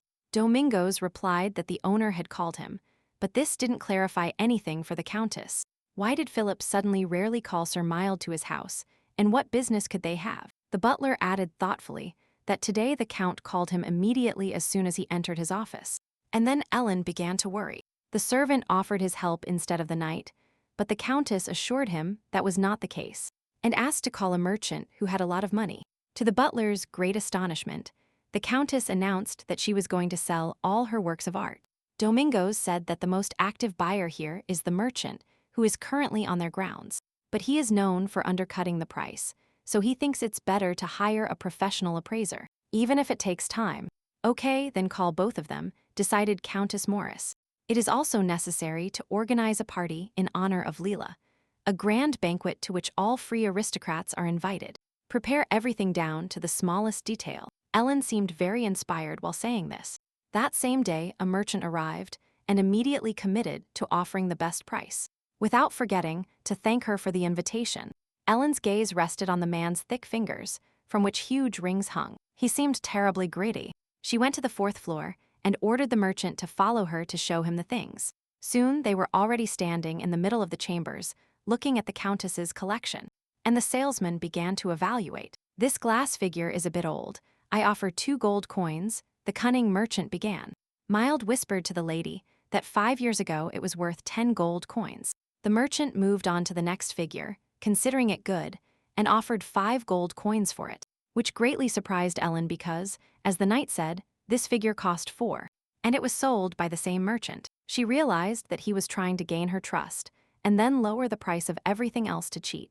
In a whisper, Ellen asked Mild to find out if there were other items he had sold. "By the way, Philip called you in the morning." The Countess asked her faithful knight and wondered why. Trying not to look her lover in the eye, Mild explained that the Count was asking about the divorce papers and clarifying if she had indeed sent them marked as final. "I told the truth. The documents were sent with a seal," added Mild. Ellen realized that Philip did not trust her or her words. After a while, the evaluation of all the objects in this room was completed, and it was possible to move on to the next one. At that moment, the butler entered the room and apologized for the delay. Mild offered to show everything to the merchant, along with Domingos, and the lady could rest. The Countess looked in bewilderment at the servants who were nearby, and they shuddered in surprise. And Ellen agreed, ordering them to call when they were done. After all, employees are always nervous with their bosses. The servants immediately breathed a sigh of relief. They really felt the tension.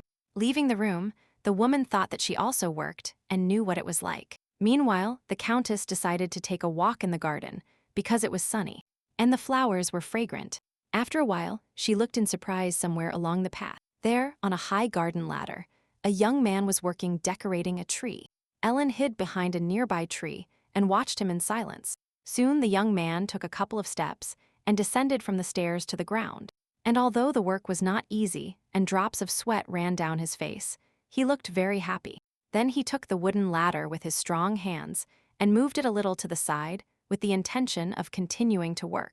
Having indicated the front of the work, the young man raised the pruning shears in the air. The Countess at this moment decided to approach, interested in his work. The young man noticed out of the corner of his eye that he was not alone in the garden and was very scared. So much so that he literally fell off the ladder to the ground, landing on his bottom. The Countess thought that she was like a monster to the gardener, which is not surprising, since Ellen was considered a villain, and looking at the servant sitting on the ground, she decided that she would have to play her role to the end. "Get up," the Countess ordered severely, looking at the gardener. Without looking up, the young man obediently got up from the ground. And then he looked timidly into the Countess's eyes, and at the same time seemed very scared. "Attention," Ellen barked, and the gardener immediately jumped and straightened up. "Relax, relax, relax, relax. Attentive, attentive, relax." The Countess seemed to mock the poor servant, who could not help but follow his mistress's orders. But when Ellen ordered 20 push-ups, he still asked timidly if that was all. The woman asked in surprise if he really wanted something else, and received the answer that he always did. And when he wouldn't be hit with a whip. What hit him with a whip? Ellen was mentally horrified by her own actions, and she asked him if he wanted a whip. To which the gardener replied confidently that he did not. The young man began to do push-ups on the floor, counting the number of push-ups out loud to Ellen, who was watching him, could not help but notice the muscles peeking through his shirt, and the generally sexual movements. "What am I doing?" Count Philip Morris wondered as he watched his wife and the gardener from the window. Why is she doing this? Was it a pretense or something else? He decided he needed to sort everything out and headed for the exit. 19:20. The tired gardener lay on the floor in front of Countess Morris, but he didn't stay there for long, and he hurried to stand up, trying to balance his labored breathing. "Who told you to stop?" Ellen shouted, and the young man fell back to the ground, worrying about what would happen next. The Countess just thought she would like to look at his muscles, but this was too much. "Do you know why I am doing this?" She asked the man, and he replied that it was his fault. When the woman, a little surprised, asked what exactly, the gardener said that he had not come on the date she had set. When he found out about the date, he fell into a stupor. What does this mean? Trying to hide her surprise, she ordered him to tell her more. And the gardener said that for several months he had not come to the garden at midnight, as she had ordered. "Do you know why I gave such an order?" The Countess asked, and she listened, so that the owner would get jealous. "It's crazy. It's really true how many invisible traps are left in her path." Ellen decided that, when she returns to her world, she will lock up the author and force him to rewrite everything, feeding him only fried dumplings. Clearing her throat, she carefully told the servant who was still lying on the floor that that was not the case.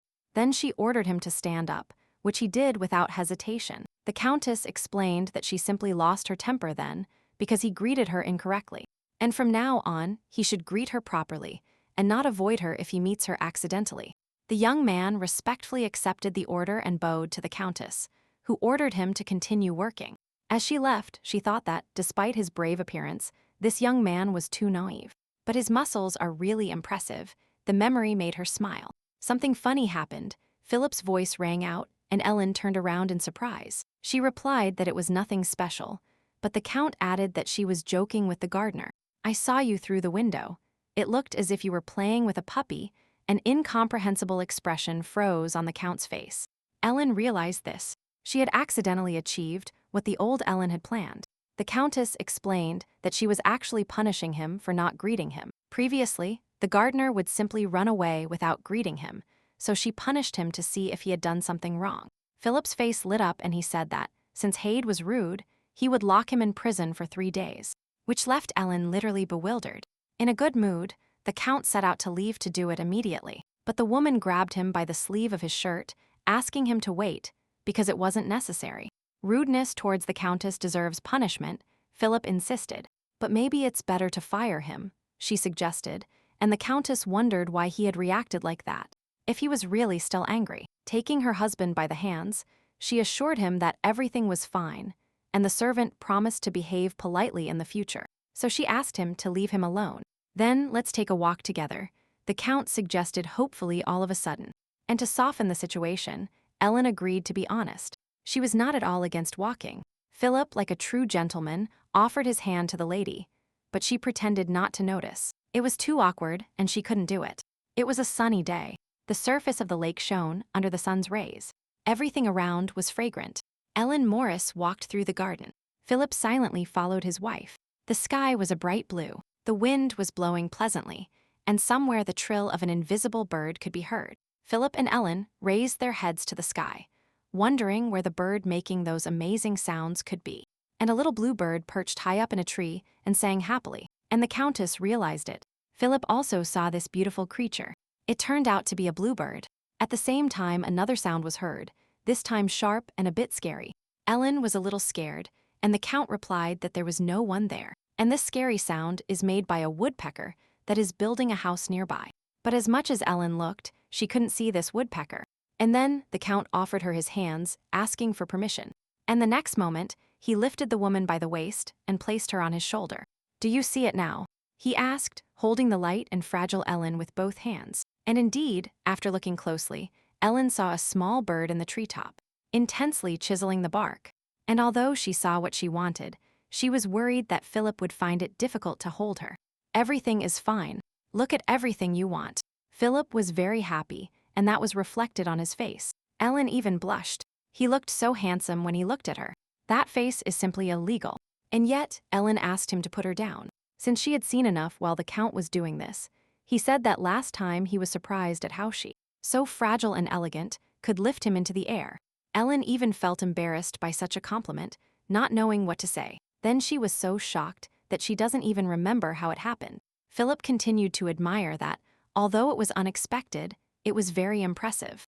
The Countess even suggested that he was a pervert if he liked it so much.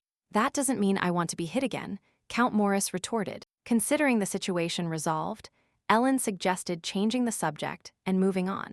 However, the Count noticed a pear on a nearby tree and invited the woman to try it.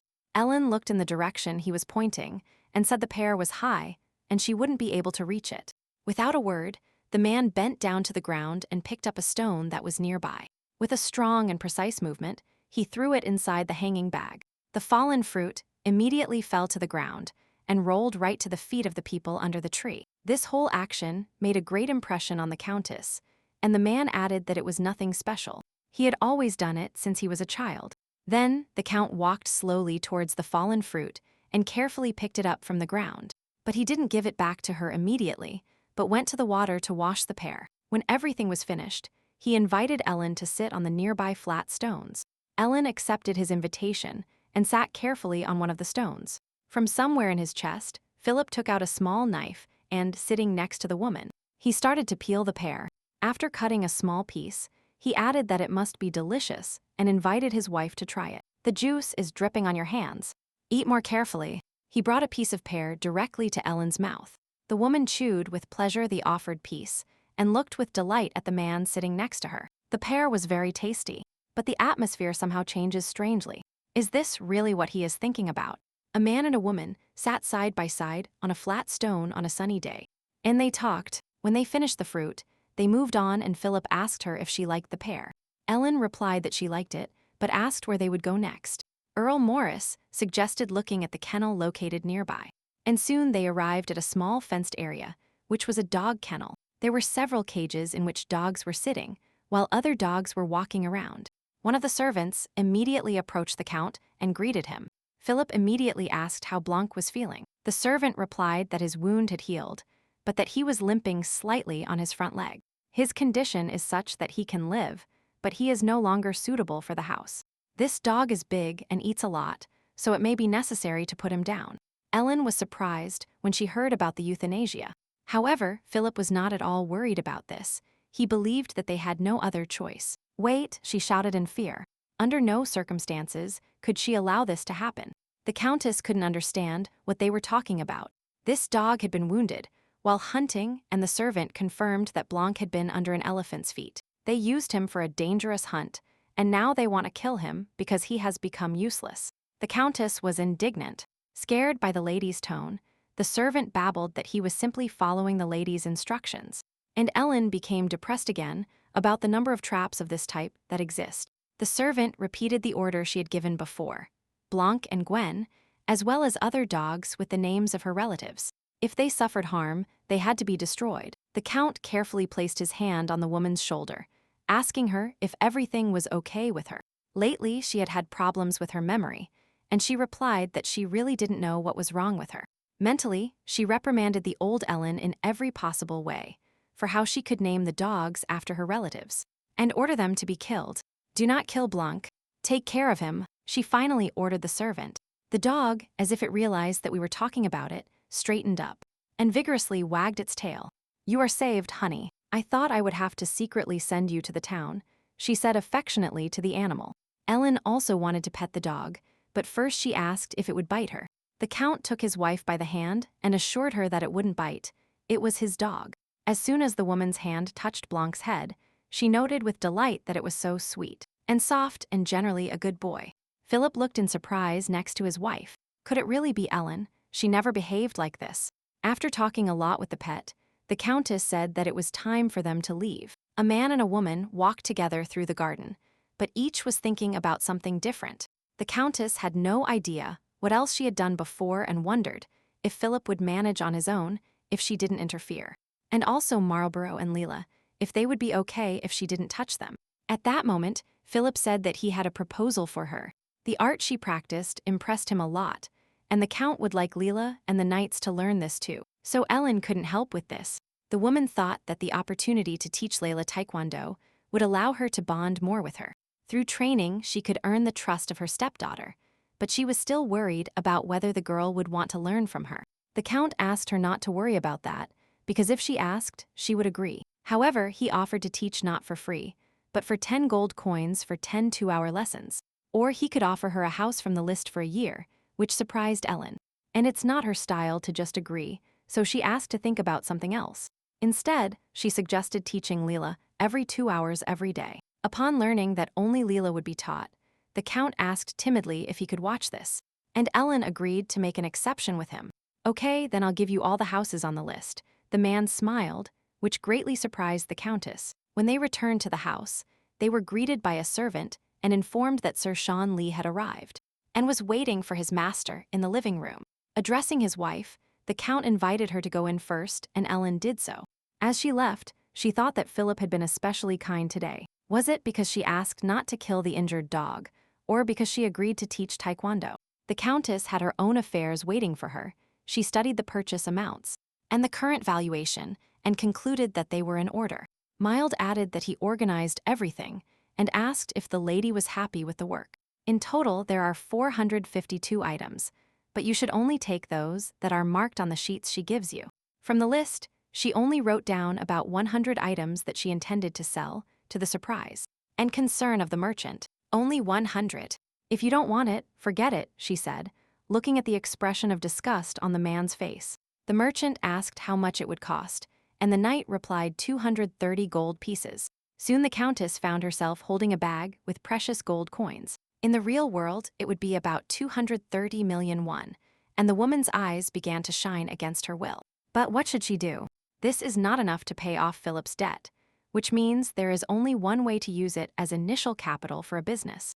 It is necessary to increase this money and pay off the debt. The next day, she ordered Sir Meld to look for the candle makers and inform her. To start, Ellen decided to make some scented candles to test, but she doesn't know if the simple recipes will turn out well enough. For several more days, work was in full swing at the Morris estate.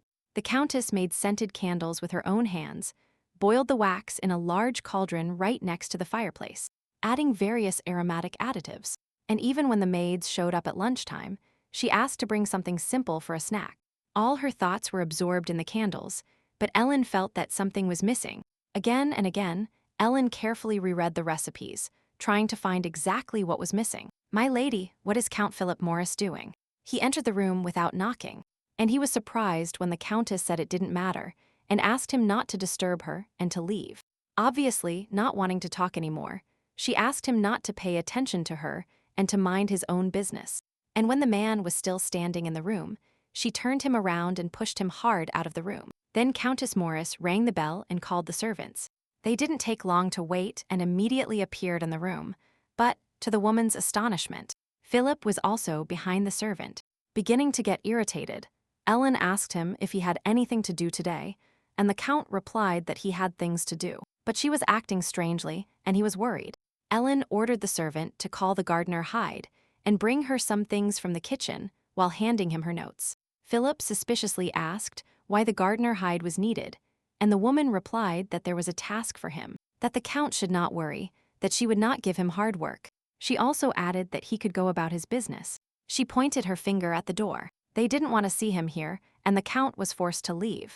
A minute later, a wild stomping was heard in the hallway. The room door opened, and a panting gardener appeared on the threshold, asking if Madame had called him. The Countess asked if Hyde knew herbs that repel insects and flowers, with a relaxing scent. The servant knew, and the countess asked him to collect these plants for her. And she gave him only an hour to do this, which horrified the young man. Yes, hurry up, Ellen urged him, and the gardener was forced to start the task. If you are late, you will be punished, she added, making the servant quicken his pace. Hyde turned out to be an efficient young man and carried out his mistress's orders, running like a squirrel in a wheel. Soon the servant brought a barrel from the kitchen, and the maid brought the ingredients he asked for. The countess asked to put everything in one direction and pour water into a bucket. Soon the water was ready, and he filled the barrel that was in the room. The countess hoped to succeed in her plans because her future depended on it. Exactly an hour later, Hyde appeared with a basket of flowers and herbs in his hands. His face was just as red. "Madam, I brought the herbs and flowers you asked for," he said breathlessly, and Ellen asked him to wash them well in that bucket of water. The young man immediately began to carry out his mistress's orders. Soon the pure herbs and flowers were placed in a basket on the table, spreading their aroma throughout the room. And the countess decided to reward the efficient worker and ask him if he was hungry, offering him to eat the cake. Hyde didn't need to be asked twice and dove into the food with gusto. It's surprising how such a masculine body can devour sweet desserts with such appetite. And when Hyde devoured a piece of cake all at once, Ellen was surprised at how good his appetite was. She also asked the young man not to tell anyone what they were doing here.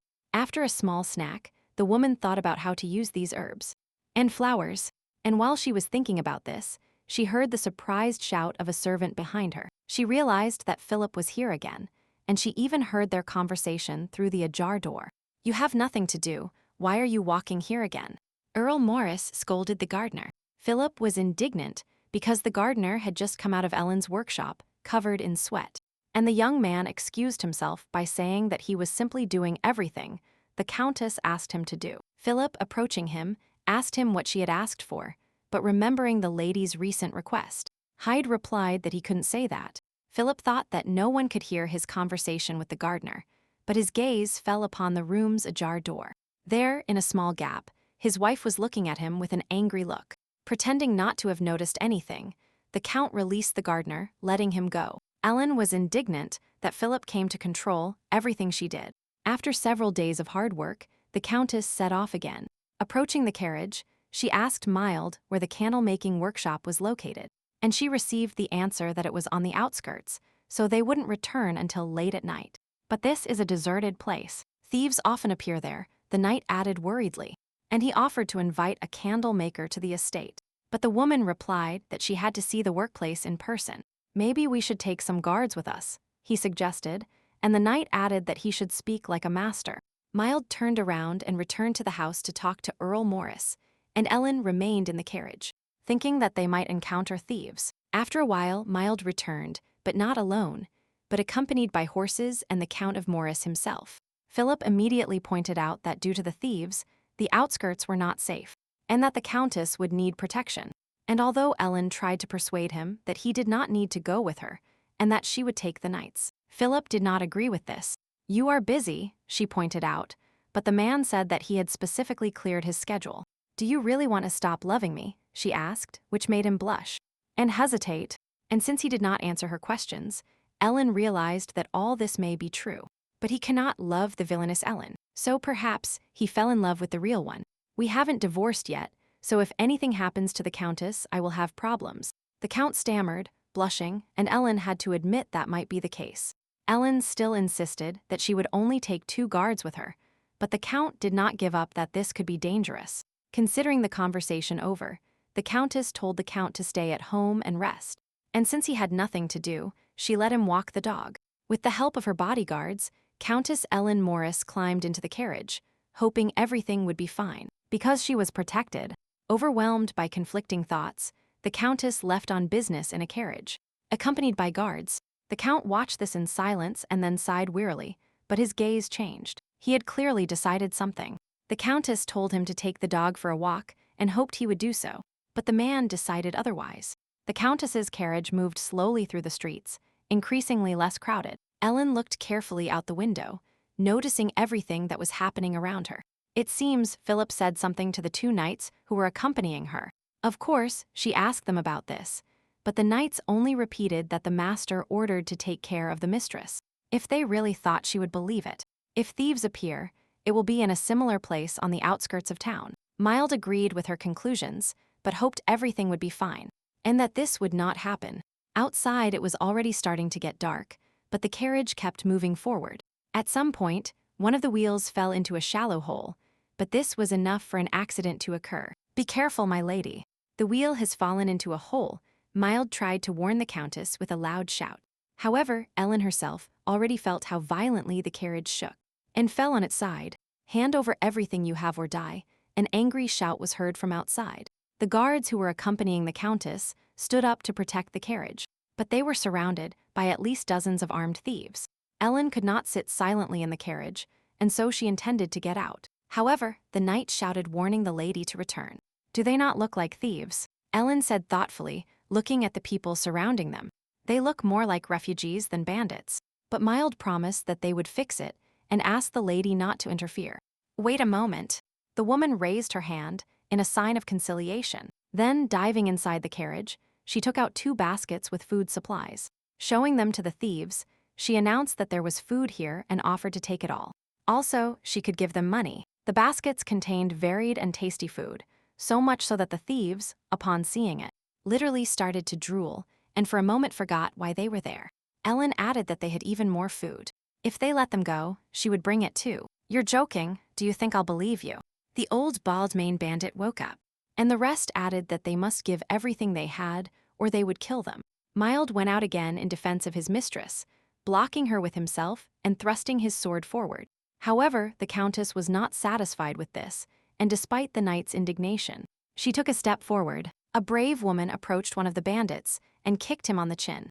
And when the man fell, hit by an unprecedented force, she looked defiantly at the other bandits. "Don't move." Mild rushed to point his sword at the man lying on the ground. "I am Countess Morris, the owner of the estate. If you attack me, then the Count, who loves me madly, will cruelly take revenge on you," Ellen said. Mild, like the other guards, opened his mouth in surprise, not believing a single word of what she was saying. Ellen felt offended by their reaction. Couldn't they just play along?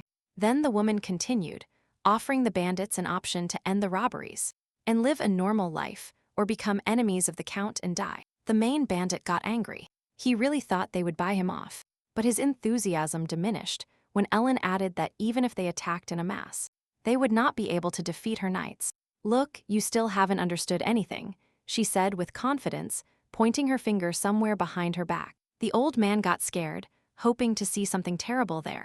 However, behind him were the same food baskets, and the involuntary flow of saliva left me paralyzed, as if hypnotized, and the Countess invited him to decide what he would choose: become a target of revenge, or stop robbing and start working for her. The leader of the bandits, completely disoriented, didn't know what to say. Seeing this, Ellen suggested he think about it while they ate, and everyone present immediately began to agree with her proposal, because it would be better than becoming enemies of the Count. Deciding that this had been resolved for a while, Ellen added that while they were here she would attend to her business, and the old man asked for his man to be returned to him. Ellen approached the knight, who was still standing with his sword over the bandit sitting on the ground, and asked him to lower his weapon. As soon as he did this, the man immediately ran away from them. "I kept my promise, now it's your turn. If you don't keep yours, next time I will kill you without hesitation," the Countess said. The old man nodded vigorously, assuring the lady that they would also keep their word.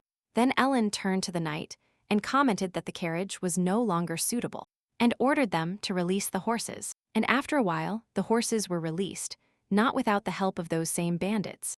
Ellen informed Mild that she would go with him, to the great surprise of the knight. She explained that she didn't want to control a horse, but actually, she just didn't know how to ride. Seeing the knight's confusion, Ellen added that if this was difficult, then it wasn't necessary. But he replied that everything was in order. The young man walked to the side of the horse, knelt down, and put his hands in front of him, to the great surprise of the Countess. Without understanding why the lady was hesitating, Mild said it would be more convenient for her to sit. Finally, with the help of the knight, Countess Morris got on his horse. The faithful knight got on the same horse right in front of the lady, and they set off. As they were leaving, Ellen ordered the leader of the refugees to take care of the horses, as they are expensive, and the old man suggested that his man go with them. If they try to throw dust in their eyes, they should know that there will be no negotiations. Don't worry, I need loyal and conscientious workers, not bandits, Ellen said, smiling. At this moment, the Countess, accompanied by him, continued with her business. The refugees returned to their shelter in the cave, sat in circles near baskets of food. And they thought. The old man was torn by conflicting thoughts.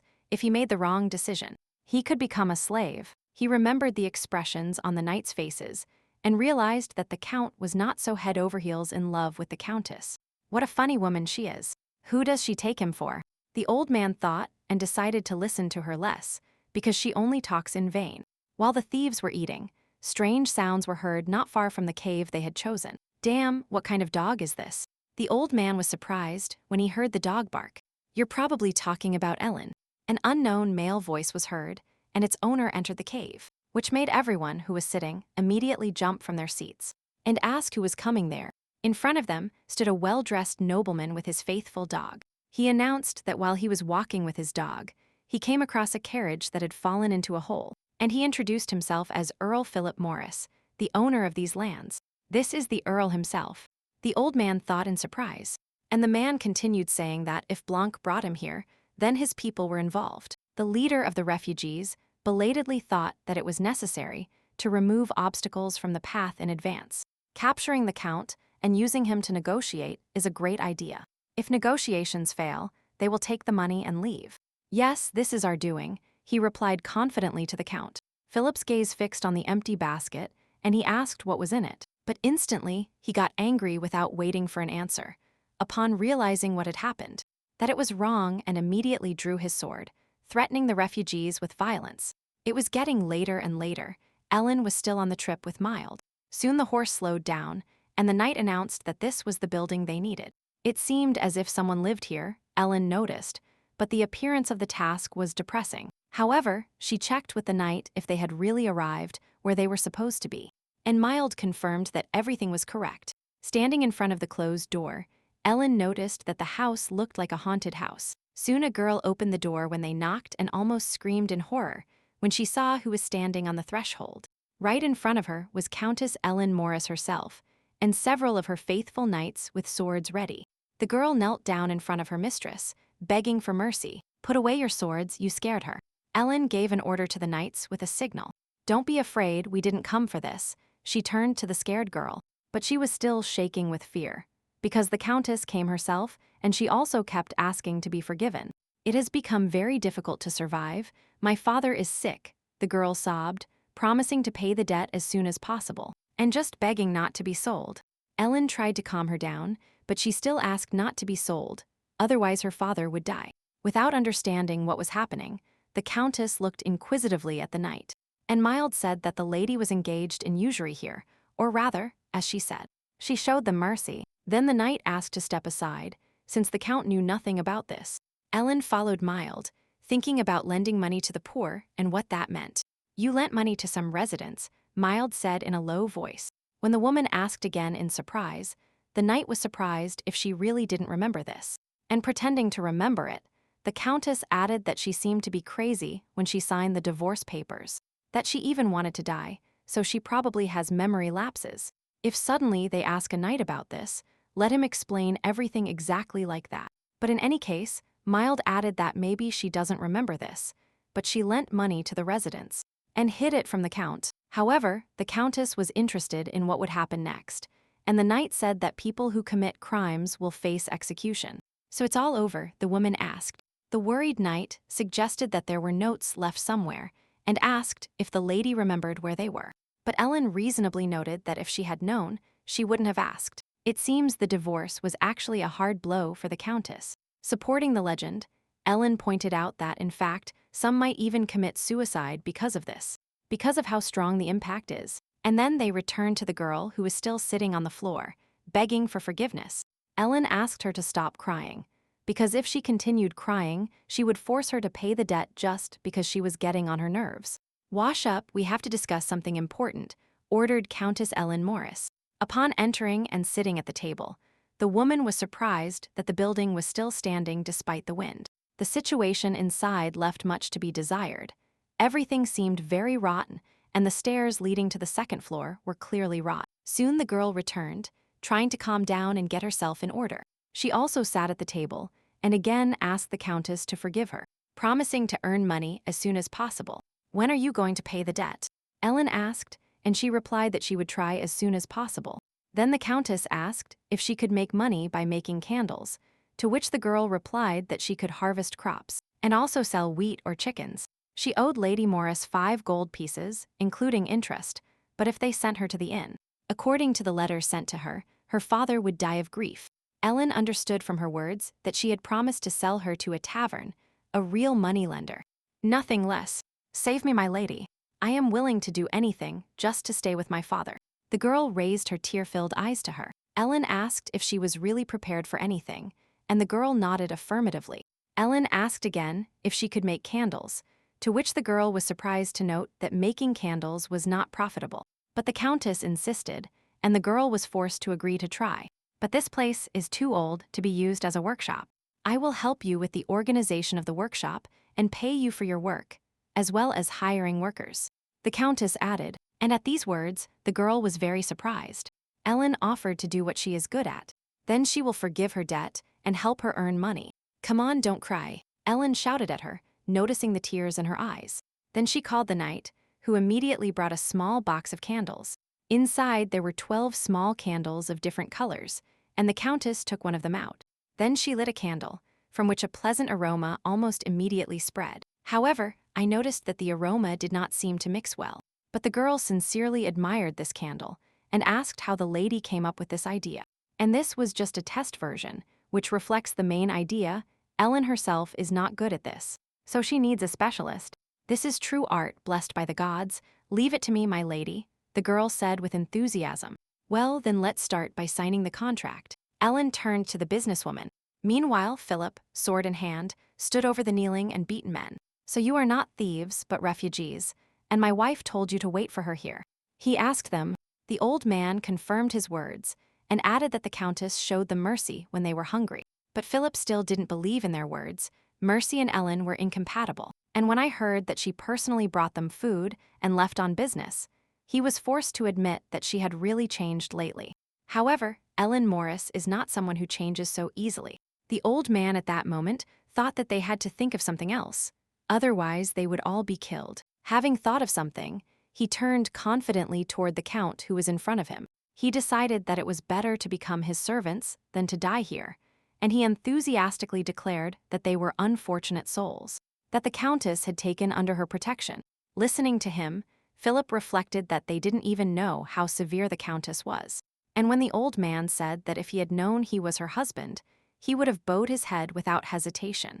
But the count named himself, and they still continued to mock and be rude. The old man bowed his head, realizing that he had made a big mistake in his life. But he still tried to justify himself by saying that he thought someone was posing as him. They thought he was an imposter. Philip, of course, did not believe them. But if Ellen is not here, then there is something to think about. At that moment, another band of bandits was approaching them, this time more brutal judging by their appearance. Even Blanc immediately growled at them, feeling the threat emanating from the people who were approaching. The new bandits mockingly said that as soon as they left the forest for a couple of days, the beggars had already settled here. "You are the same thieves who have been making noise in these places lately," the count realized. However, the bandits were not satisfied with being called thieves. They would like to be called Lord Robbers. And they laughed confidently.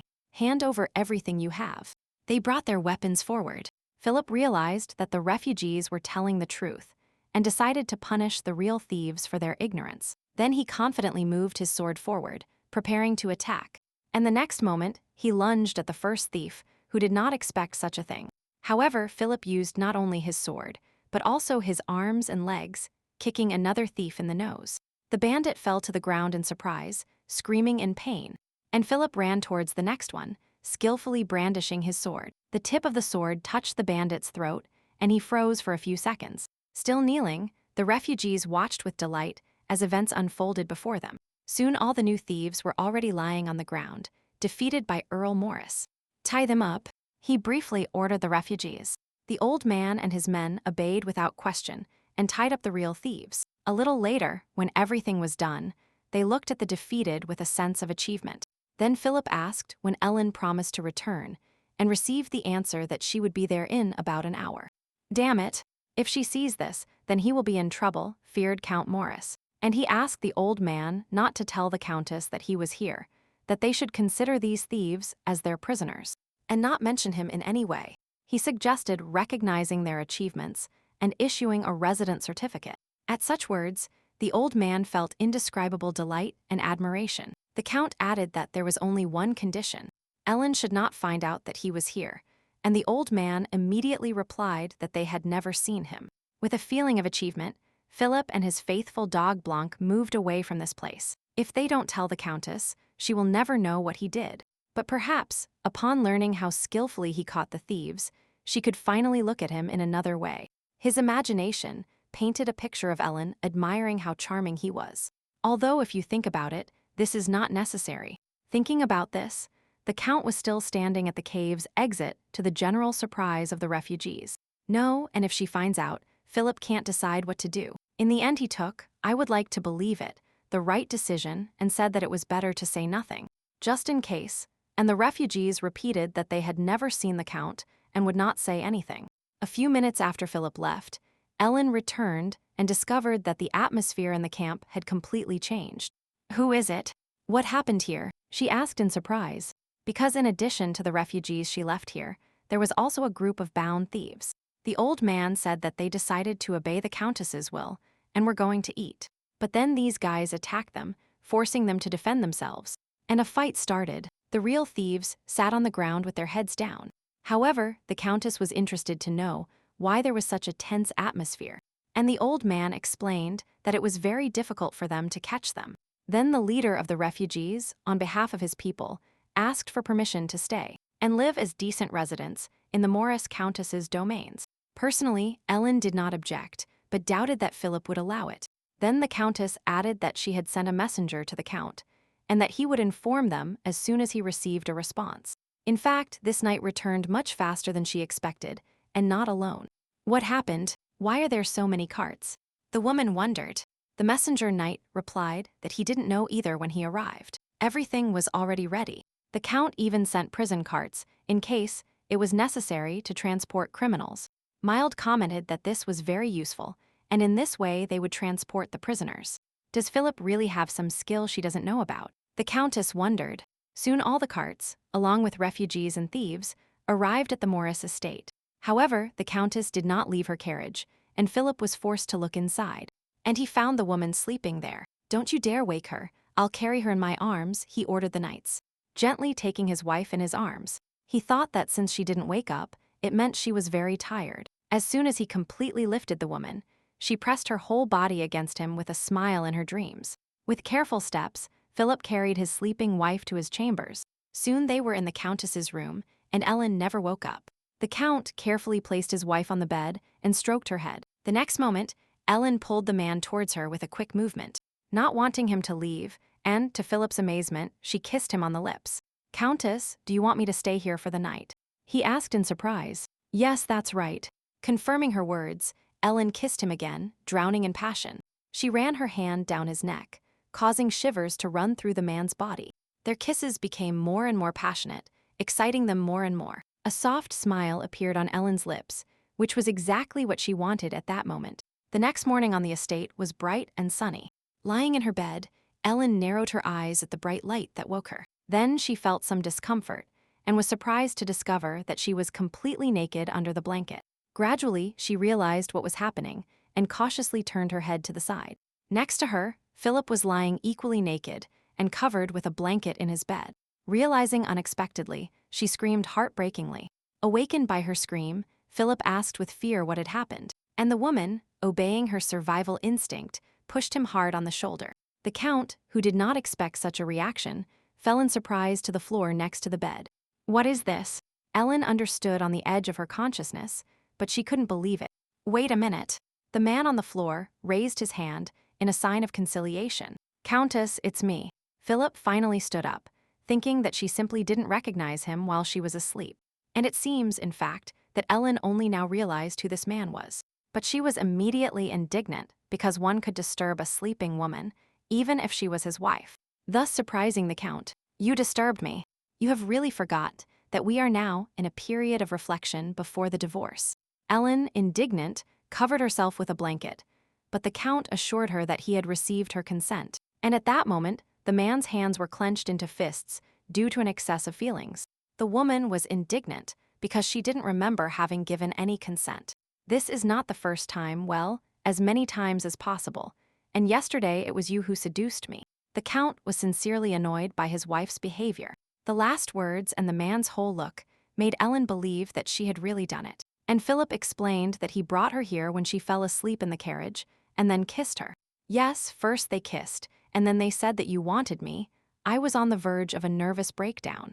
The Countess was shocked by everything, by his emotions, by his behavior, by everything that happened. The Count apologized for having taken her words as an agreement. And dejected, he left Countess Morris's room. When the door closed behind him, Ellen felt a pang of conscience. It turns out it was she who seduced Philip, and he completely succumbed. She must be crazy to think about this. But why did Philip succumb to her temptation if he doesn't like her? Besides, it was so passionate that she now feels every cell in her body. It seems this is dangerous. If it continues like this, she may get involved. But this cannot be done. She has a lot to do, so it is better to avoid Philip for a while. After cleaning up after a busy night, Ellen went out. "My lady, how do you feel?" Mild asked her, who approached her, so the Countess blushed, surprised at why he was asking.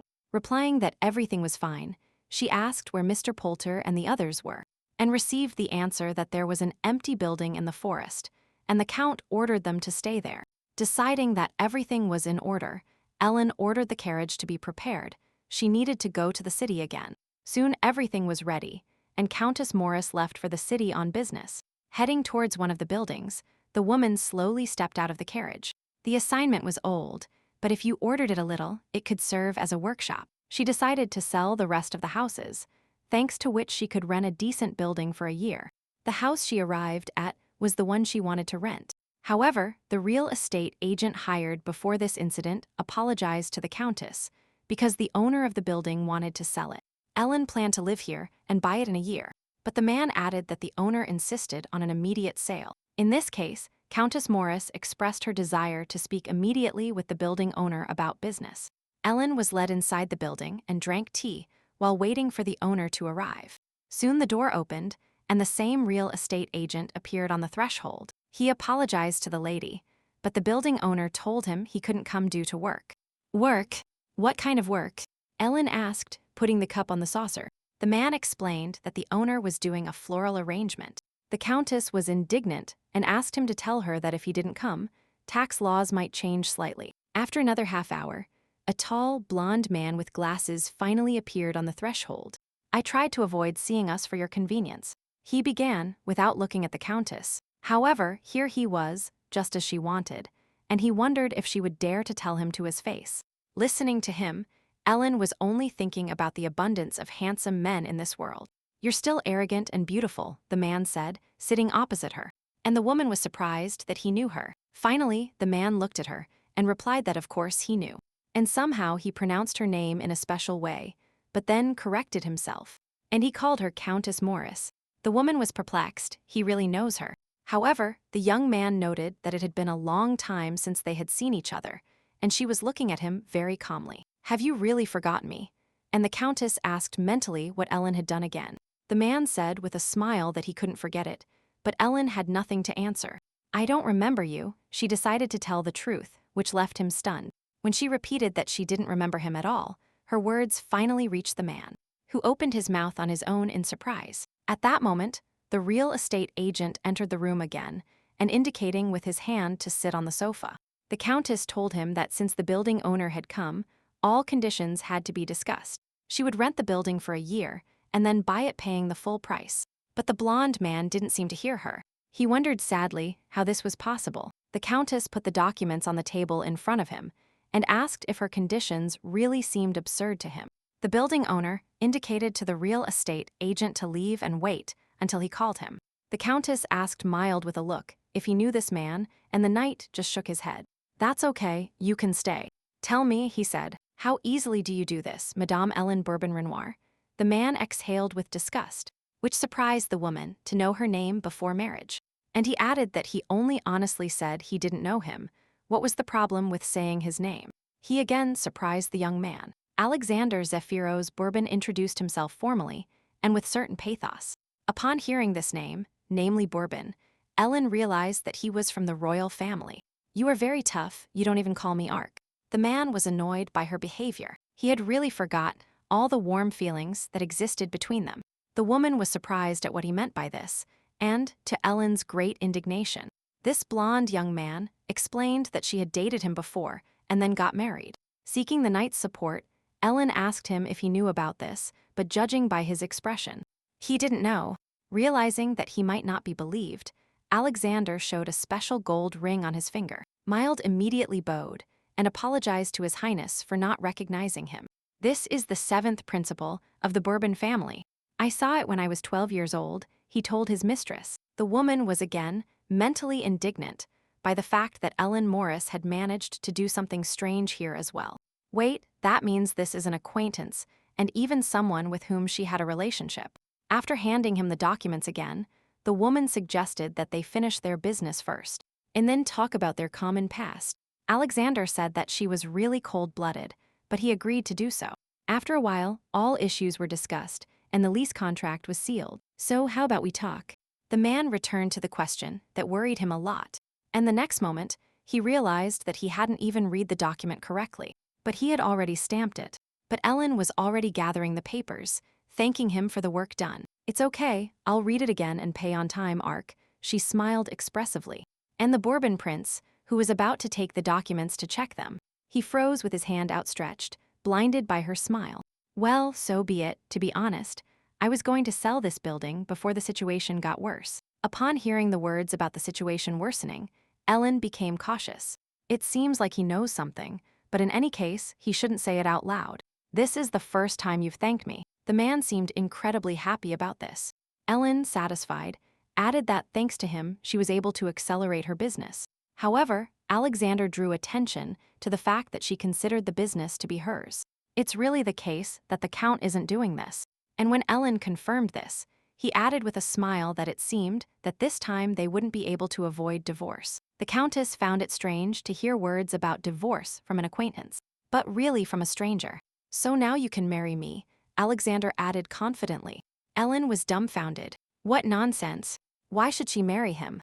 "It doesn't matter if you're divorced or married.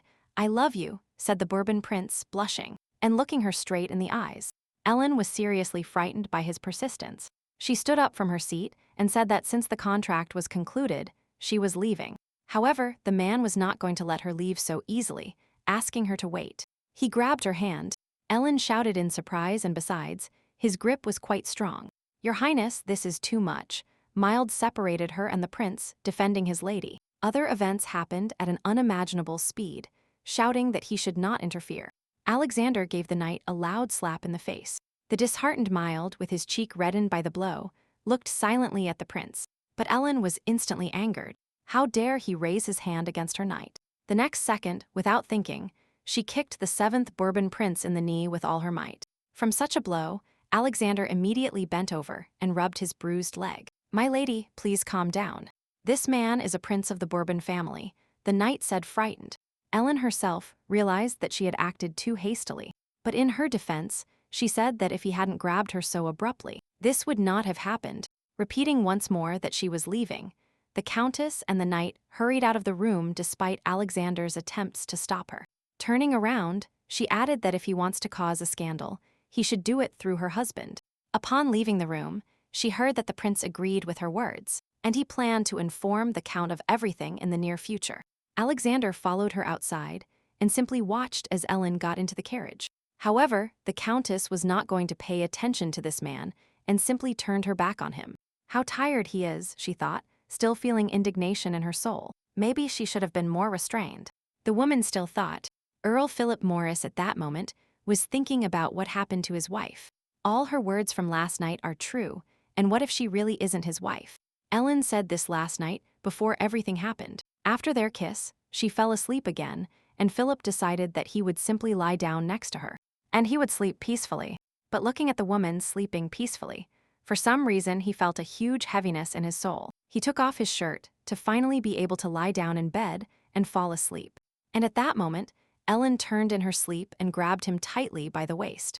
He couldn't unhook her hands from his body and had to lie like that in bed. Looking at his sleeping wife, the man thought about everything that had happened recently. Outwardly, she is still the same, but why is she like a different person? At that moment, Ellen opened her eyes, but she seemed to still be asleep. She called him by his name, and the man blushed. Running her hand down his bare torso, she announced that she was not Ellen, but from another world, and entered her body. Philip also stroked her cheek and noticed that she had changed a lot. She had become better, like a different person, and he liked that. So, hugging, they decided that even if everything were really like that, they didn't care. They just felt good together. It was an incredible night, to the point that Philip thought about canceling the divorce. However, what happened in the morning already worried him a lot. He told himself that he should pull himself together, and decided that this could simply be another one of Ellen's tricks. And he needs to avoid her for a while. If he doesn't see her, this crazy longing will fade. He also remembered that Ellen was supposed to teach Leela her secret move tomorrow, and he wondered if he should go too. The next day, Countess Ellen Morris prepared in the morning differently than usual. It was her pupils' taekwondo training day, and she was completely prepared for it. Standing in the middle of the spacious room, Ellen reflected on the events of the last few days. Philip will also be in this class. How can she look him in the eyes? In the last few days, all she did was kick the men around her, rejecting one and the other. But Alexander worries her more than Philip. Maybe she should tell him everything in advance. Interrupting her thoughts, Leela appeared in the room, accompanied by maids. And Philip was not visible. He was probably offended by what happened yesterday. When the daughter-in-law saw her mother-in-law, she was indescribably delighted, and the maids were very surprised by the Countess's appearance. Deciding that, after everything the previous Ellen had done, it was normal to be nervous, the woman cast aside all thoughts and happily called Leela. She noticed that the girl looked great, but it still wasn't suitable. If you want to learn martial arts, then you should wear something more comfortable, like hers. Oh, sorry, mother, I just didn't know. The girl immediately apologized in fear, and Ellen felt a little offended by her behavior.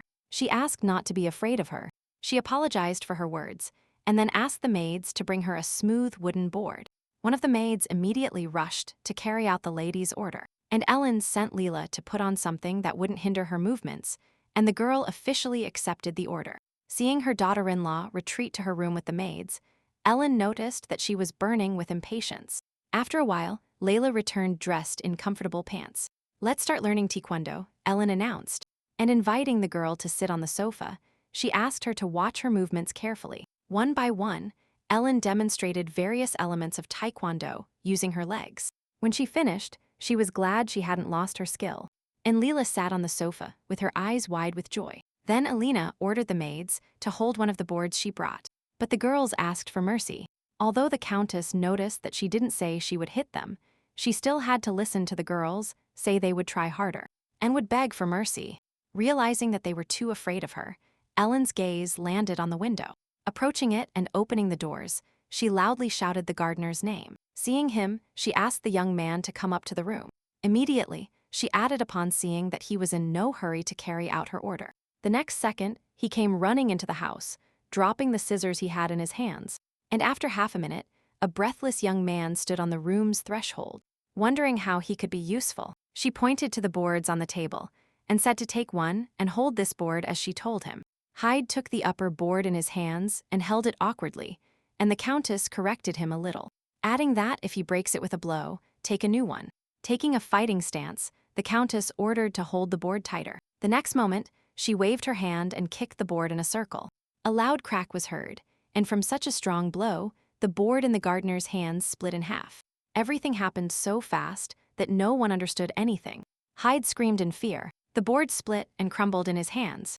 Leela and the maids who witnessed this reception also opened their mouths, not understanding how it was possible. Undoubtedly, their reaction pleased Ellen, who was satisfied with her work. However, out of the corner of her eye, she noticed something else that worried her. The woman thought there was something outside the window. She returned to the open window and looked around attentively. She saw Philip on the side of the ledge and asked him bewildered what he was doing. The whole situation seemed extremely absurd, because Earl Morris was standing on the ledge near the window on the third floor. "I see, come in already," said the Countess. "No, it's just that the weather is nice, and I'm enjoying the sun here." The man tried to make an absurd excuse. Deciding that he should do what he wanted, Ellen turned around and tried to return to her room. Fearing to stay on the ledge, Philip had already jumped over the windowsill and entered the room, to the great surprise of his daughter-in-law and her maids. And now two men were standing with boards in their hands, following the direction of Countess Morris. This is what she can do, Philip thought with delight. Ellen took a fighting stance again, with the intention of demonstrating another taekwondo technique, shouting at them to stand firm. She accelerated and ran towards them. Once adapted, the woman began to perform a more complicated technique. With two precise blows, she instantly split two wooden boards in the Count's hands and the gardener's, and then she landed smoothly on both feet, completing the move. Fortunately, everything went well for her. Ellen was very satisfied with herself. "Mother, it was incredible," Leela delighted, just like the maids behind her. Ellen asked if her daughter-in-law was okay, or if those techniques scared her. But the girl still couldn't overcome her joy and said it was incredible, that she was going crazy. The Countess was relieved to find that everything was going well, and Leela confessed her love to her, and added that now she understood her deep plan. What kind of deep plan is this? The Countess had no idea what the girl was talking about. "The more blows you receive, the stronger you become," Leela asked enthusiastically. It seems that Taekwondo has clouded her mind. Now she is thinking about something strange. Ellen realized, listening to the girl say confidently that this was all to become stronger. And she didn't understand it immediately. Be that as it may, the result is not bad, even excellent. And if everything goes according to her plan, then she will be able to solve Leela's problem, which is why Ellen agreed with the girl's words. And only Philip tried to show that it wasn't like that. But the Countess gave him such a significant look that he stopped instantly. "Ha, I was wondering if I could repeat this blow," she said thoughtfully. And then she remembered that, after all, he was the owner of this house and called the gardener, who immediately came to the call. "Remove these broken boards," she ordered Hyde. And Ellen suggested that the girl study the basic techniques, and she happily agreed. It took her about an hour to teach Leela simple moves. The girl didn't lag behind, diligently repeating everything the Countess showed her. Philip didn't leave until the end, watching them with great attention. And when the classes ended, everyone left the hall together. But the Count hugged his wife and asked her in a whisper if he could also learn this. However, before Ellen had time to answer, the butler Domingos appeared in front of them. He arrived with the message that a letter had arrived from Alexander Zephyros, Prince of the Bourbons. And when Philip was surprised at what the prince needed from him, he explained that he was going to visit them today at 2 in the afternoon. Upon hearing a name she didn't want to hear, Ellen became very cautious. Why did the ex suddenly want to see her current husband? Must be because of what happened yesterday. "And at 3 o'clock, he would like to meet with you separately," added the butler, turning to the Countess. Philip commented that he should be received with respect, like a cousin, and the servant accepted the order.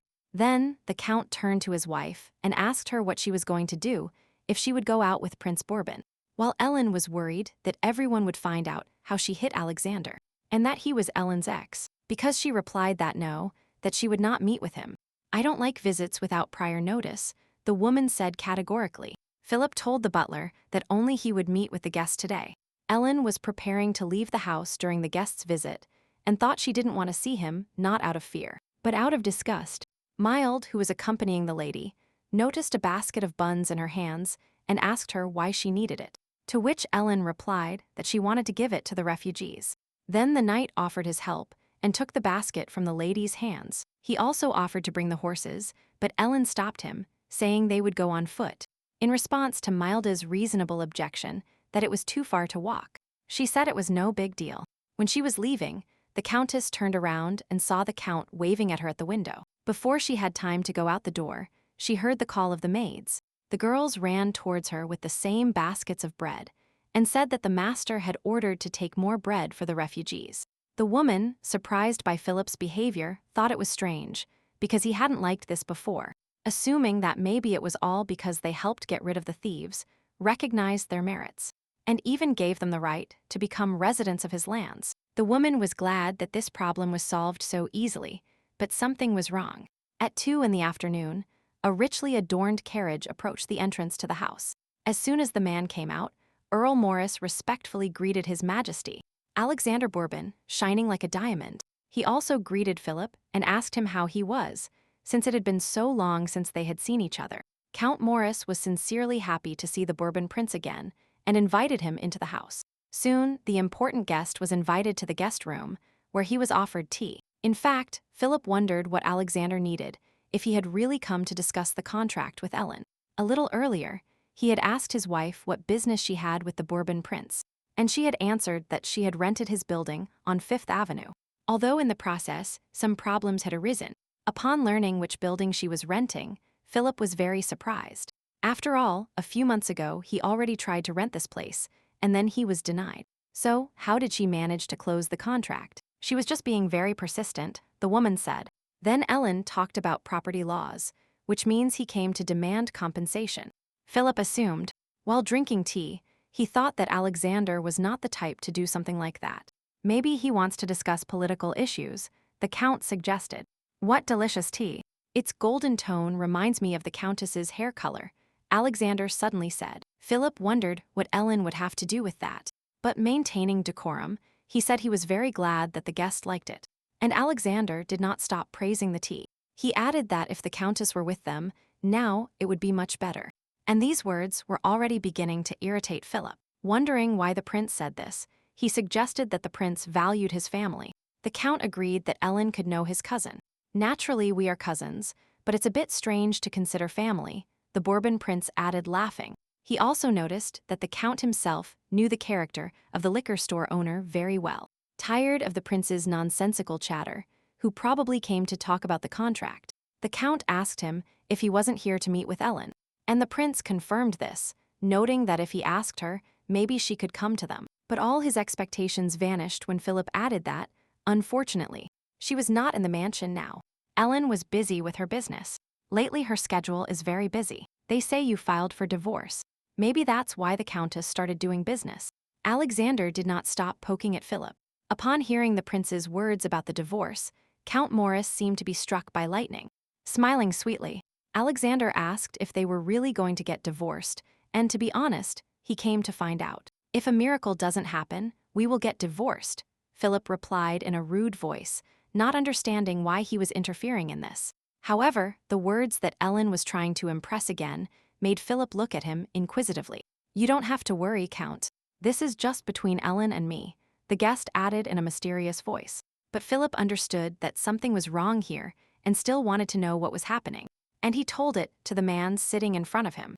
The Countess is still mine, I mean my wife, he said without questioning it when Alexander tried to say something about them getting divorced soon. Philip noticed that Alexander's face suddenly became calmer. And he continued, shouldn't the husband know everything that concerns his wife?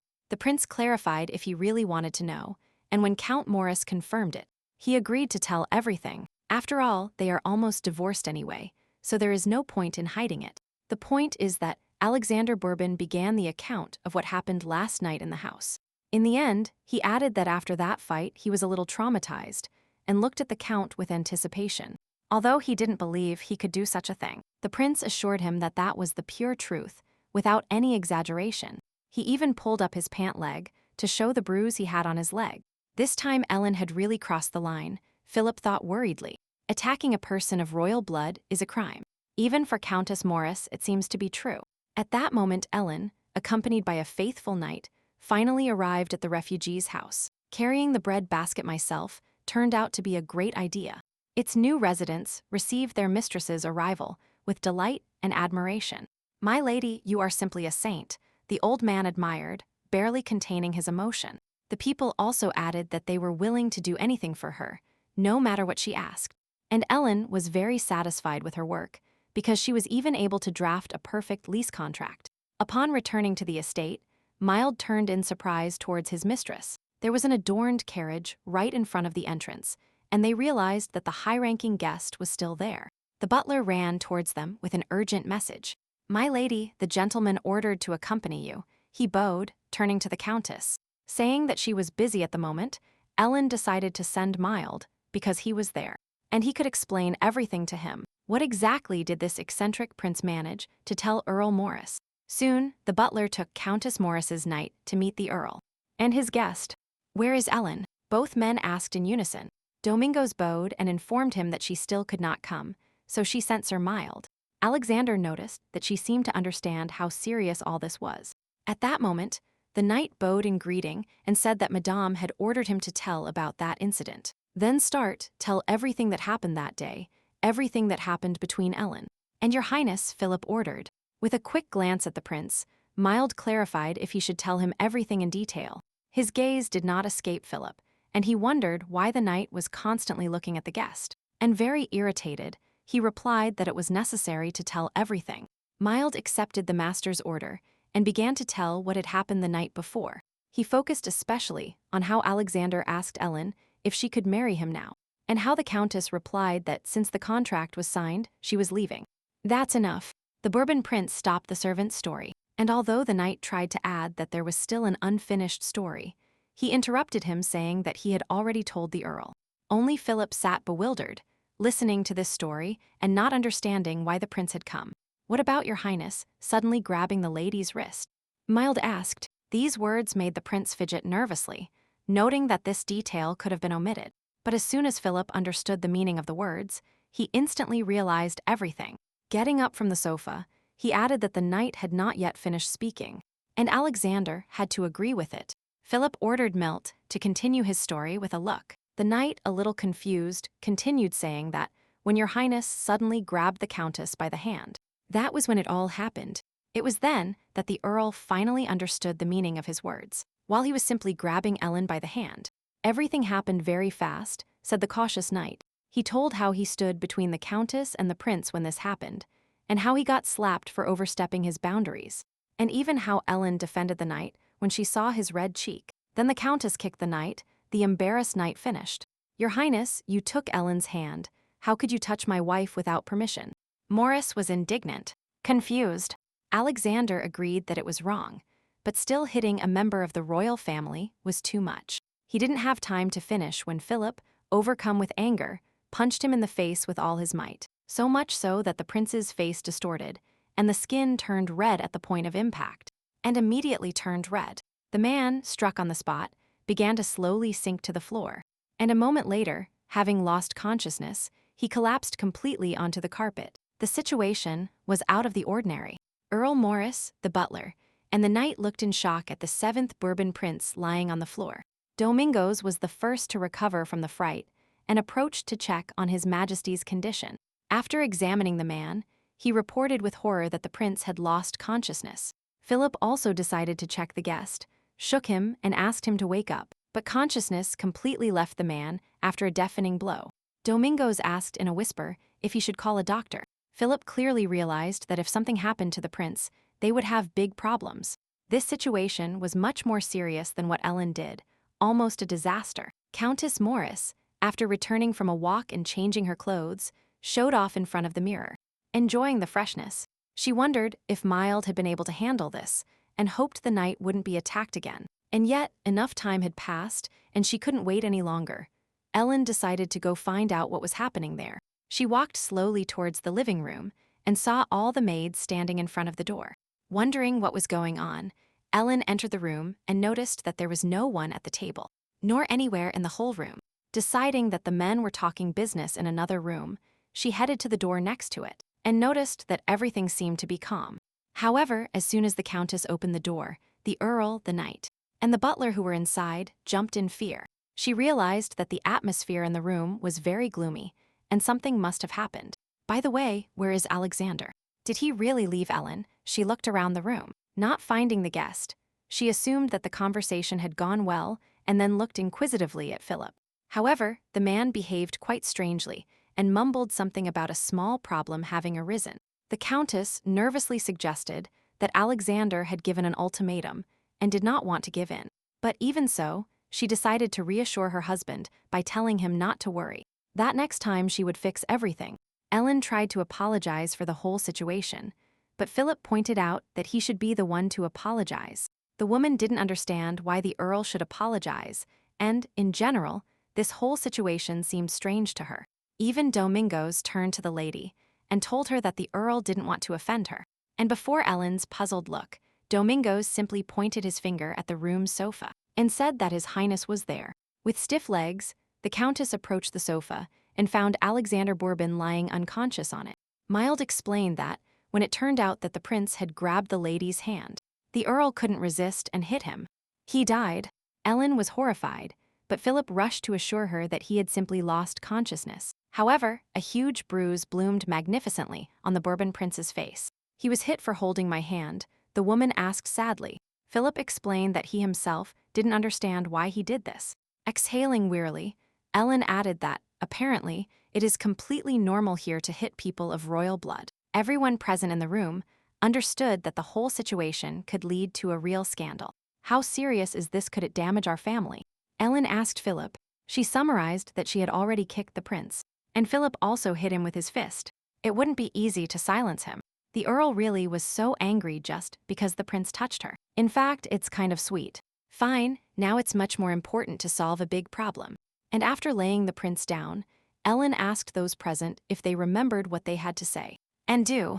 Philip worried if this would really work, but they had no other options. The butler only confirmed that there were no other options, and that they would have to play until the end. At that moment, Prince Alexander Bourbon made a confused sound, clearly regaining consciousness. The Countess pointed to the door and noted that they had to act quickly and accurately. "Oh, you woke up?" she asked the prince in the most uneasy voice possible, feeling a terrible discomfort in her soul. "But there is no other way out. Even if everything inside turns upside down with shame, you must do everything possible to save yourself from disaster." With a soft voice, she asked Alexander to look at her. Coming to his senses, the man saw a woman in front of him. Ellen. She was worried about him. Subconsciously, his hands went up to his bruised cheek, and the man asked where he was, receiving the answer that Morris was in the house, of course. And then Ellen took Alexander's hand, offering him all kinds of support. "How could you faint? And faint, do you have any idea how scared I was?" she said worriedly. And still slowly coming to his senses, Alexander asked the woman to slow down, and not to worry, that he was fine. And the Countess herself at that moment only thought that now they should focus on the next step. Following a plan thought out in advance, Count Morris and the Knight Mild entered the room, and asked if everything was okay with the guest. The Countess said with concern that the prince probably didn't feel well, and he was sobbing, and Philip also echoed her concern.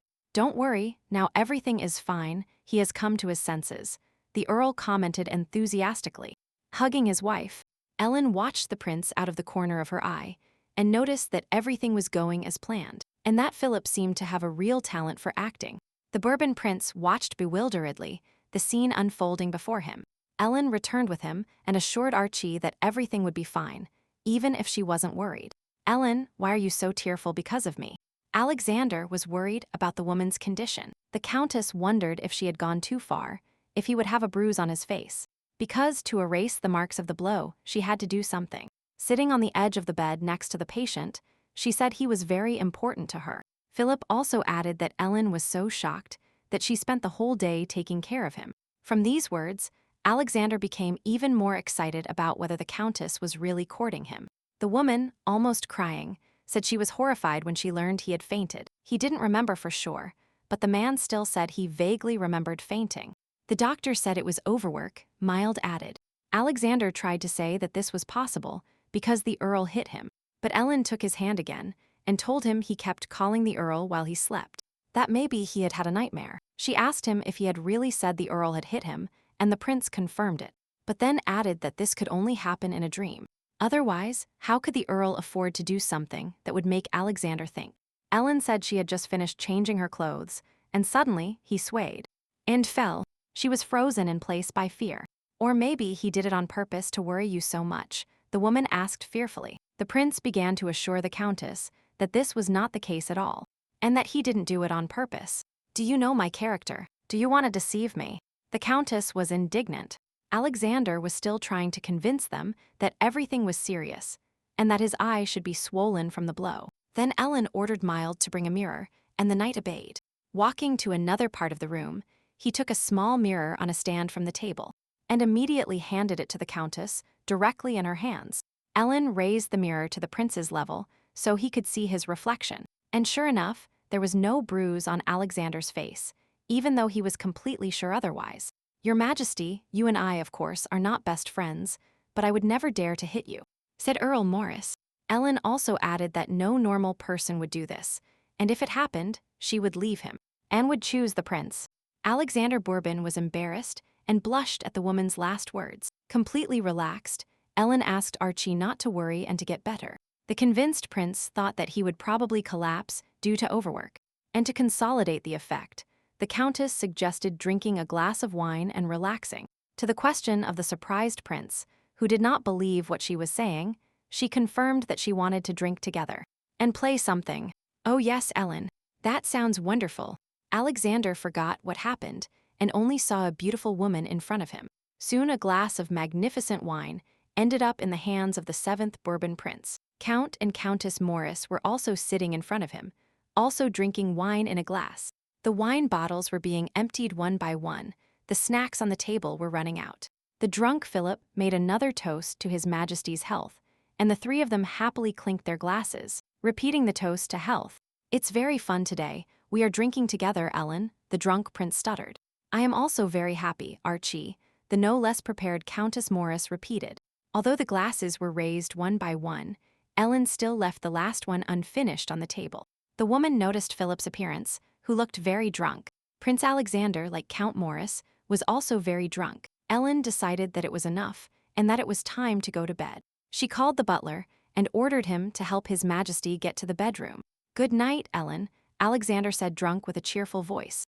Ellen had drunk a lot and felt a little dizzy, so she decided that she should go to bed too. However, Philip was close by and, hugging her, promised her that he would take care of her.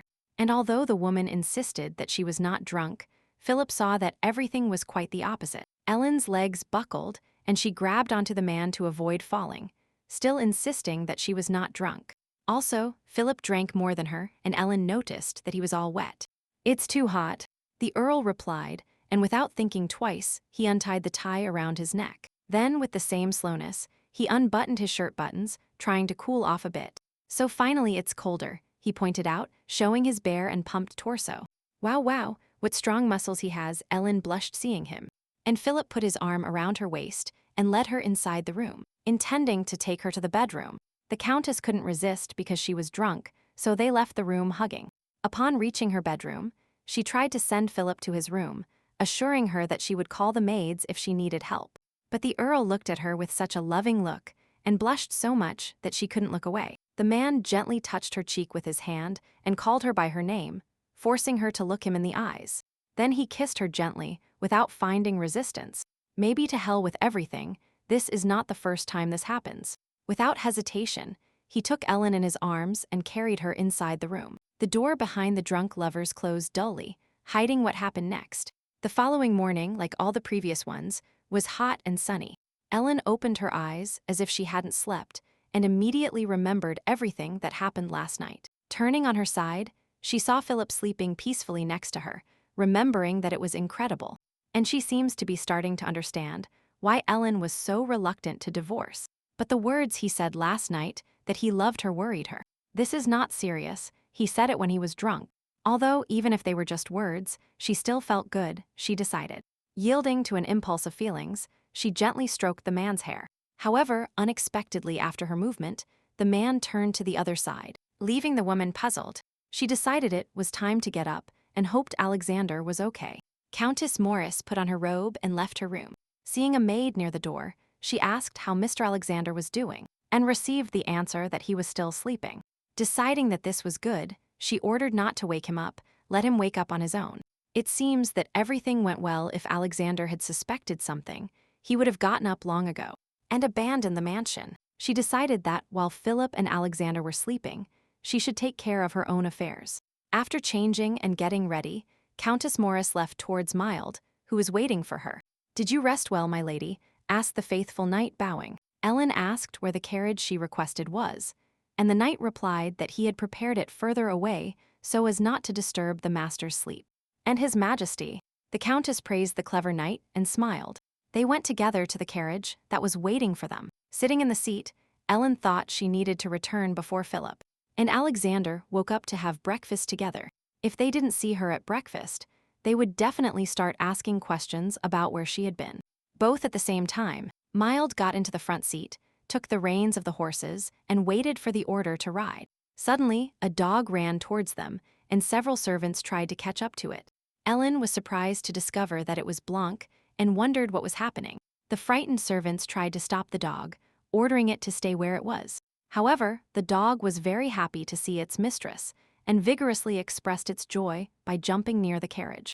Mild also tried to stop the dog to keep it away from the horses, but the dog turned out to be very cunning and, having tricked the knight, ran towards the owner. Realizing that this could end badly, Ellen became very scared. At that moment, the horses hitched to the carriage also saw the dog and reared up in fright. The carriage tilted, and the countess sitting in it fell from her seat. The frightened servants tried to return the dog to its place, but Blanc, satisfied, did not listen to them. The happy dog stood with its front paws on the carriage door and looked lovingly at its owner. "Sit, Blanc," a loud voice was heard ordering the dog, and the dog immediately sat down and calmed down, unconditionally obeying this voice. And the voice belonged to Philip Morris, who came out to the street only with a robe over his bare body and a sword in hand.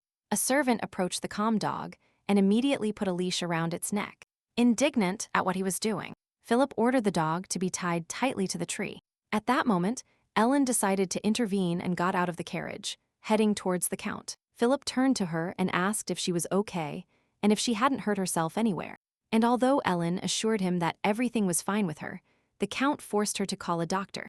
"It's not worth it, really, everything is fine now," the countess replied, but the man still insisted. She was a little scared, of course, but she still had a lot to do, the woman added, looking at the dog tied to the tree. "I understand, I'll take care of it," the count added harshly, which really scared Ellen. "After all, he threatened you, for which he must be punished accordingly." Philip added, "Did he mean what Ellen thought?" She ran a characteristic finger across her neck. Philip confirmed her fears and pointed out that if the horse had gotten scared and ran off, she could have been hurt. "We'll do it quickly and without pain," he added with eyes blazing with rage. Scared, Ellen shouted too loudly that he shouldn't do this. Philip suggested that she wanted to kill it herself, which left the woman bewildered. He even offered her his sword, since she insisted, but the countess simply raised her hands in horror, saying that that was not what she meant. And she reasonably noted that the situation had occurred due to the manager's negligence.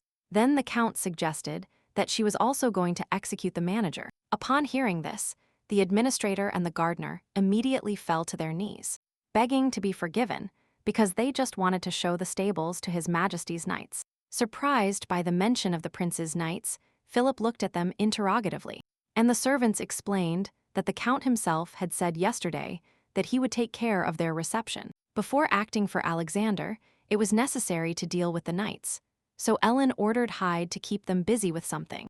Delay the knights further until the prince wakes up, so they don't come until His Majesty himself starts looking for them. And when the gardener asked until what time the knights should be kept busy, the countess replied that, most likely, he would only remember the knights tomorrow morning. "I fulfilled the order until morning," Hyde repented to the count. In this case, Ellen realized that the problem was completely different. This happened because Hyde was following her instructions, but why did she give that order in the first place? If someone hadn't done something stupid, His Majesty's knights wouldn't have gone to the stable, and Blanc wouldn't have run out into the street. Philip was trying to say that punishment was necessary in case it happened again. Ellen interrupted him, telling him that Blanc was her dog, and she made the decision, although in reality, she only fed it a couple of times at most. "Hey, if you do that again, you'll be in trouble," she shouted at the dog, who, apparently, understood everything and approved of it and didn't complain. The count offered to leave it in the stables until they left the mansion. "Have a little patience. As soon as the time comes, I will pick him up," Ellen said after thinking for a bit. Philip's heart sank unpleasantly because he realized she was talking about divorce and imminent separation. When all matters were resolved, the countess turned to her knight and announced to him that they were leaving. Watching the carriage drive away, Philip thought sadly that she was saying to wait until she left the estate. She really is going to leave. The count was annoyed. For a short time, the carriage moved along narrow streets until it finally reached its destination. Milt offered his hand to the lady to help her get down. Soon they entered one of the buildings together, in whose room there was a large quantity of finished candles on the table, and in the nearby fireplace, liquid wax for those same candles gurgled cheerfully. The guests were greeted by girls who bowed respectfully and greeted them. And when Ellen asked how things were going, one of them said enthusiastically that the equipment was good, and that there were many materials, so she thought the product would be excellent. Countess Morris also added that if everything went well, they would receive a bonus. If there are many profits, they will share them with those who worked well, which made the girls incredibly delighted, and they promised to do the best they could. Satisfied, Ellen thought that now she didn't have to worry about any of them being lazy. Mild noted that the lady is amazing. Even the refugees work as hard as if it were their own business. That's how it should be, Ellen noted. Everyone benefits. When only one side benefits, this generates discontent. The knight said with joy that he had previously underestimated his mistress's abilities. "Oh, don't embarrass me, you shouldn't admire it so much," the countess commented. Turning, soon they placed a sample of the product in front of her. These candles looked amazing. Upon examining the merchandise, Countess Morris decided that the time had come to get down to business. Taking the chest with the finished candles, Ellen and the knight soon arrived at Mrs. Heath's boutique. They were received by the hostess herself, who was very happy to see them. Sitting on the sofa, Ellen explained that she had come to sell the candles she had mentioned before. Letting out an embarrassed laugh, the boutique owner pointed out that they have their own business principles. In fact, the candle market had long been monopolized by the Renoir Company. But Ellen still didn't understand what was wrong with that. Then the lady handed her some papers to read. Taking them in her hands, the countess read and was horrified by what was written there. "Do you want to make a deal like this? For 100 pieces over 3 months, she asked the boutique owner if payment would only be made after the sale. Mrs. Heads pointed out that she couldn't give an advance on something that might not sell. Ellen said that she herself was giving up her own luck, but since she wanted it that way, let them not complain. The countess, in turn, handed her a small paper on which were the prices of the candles. After reading it, Mrs. Head was horrified, considering it quite expensive.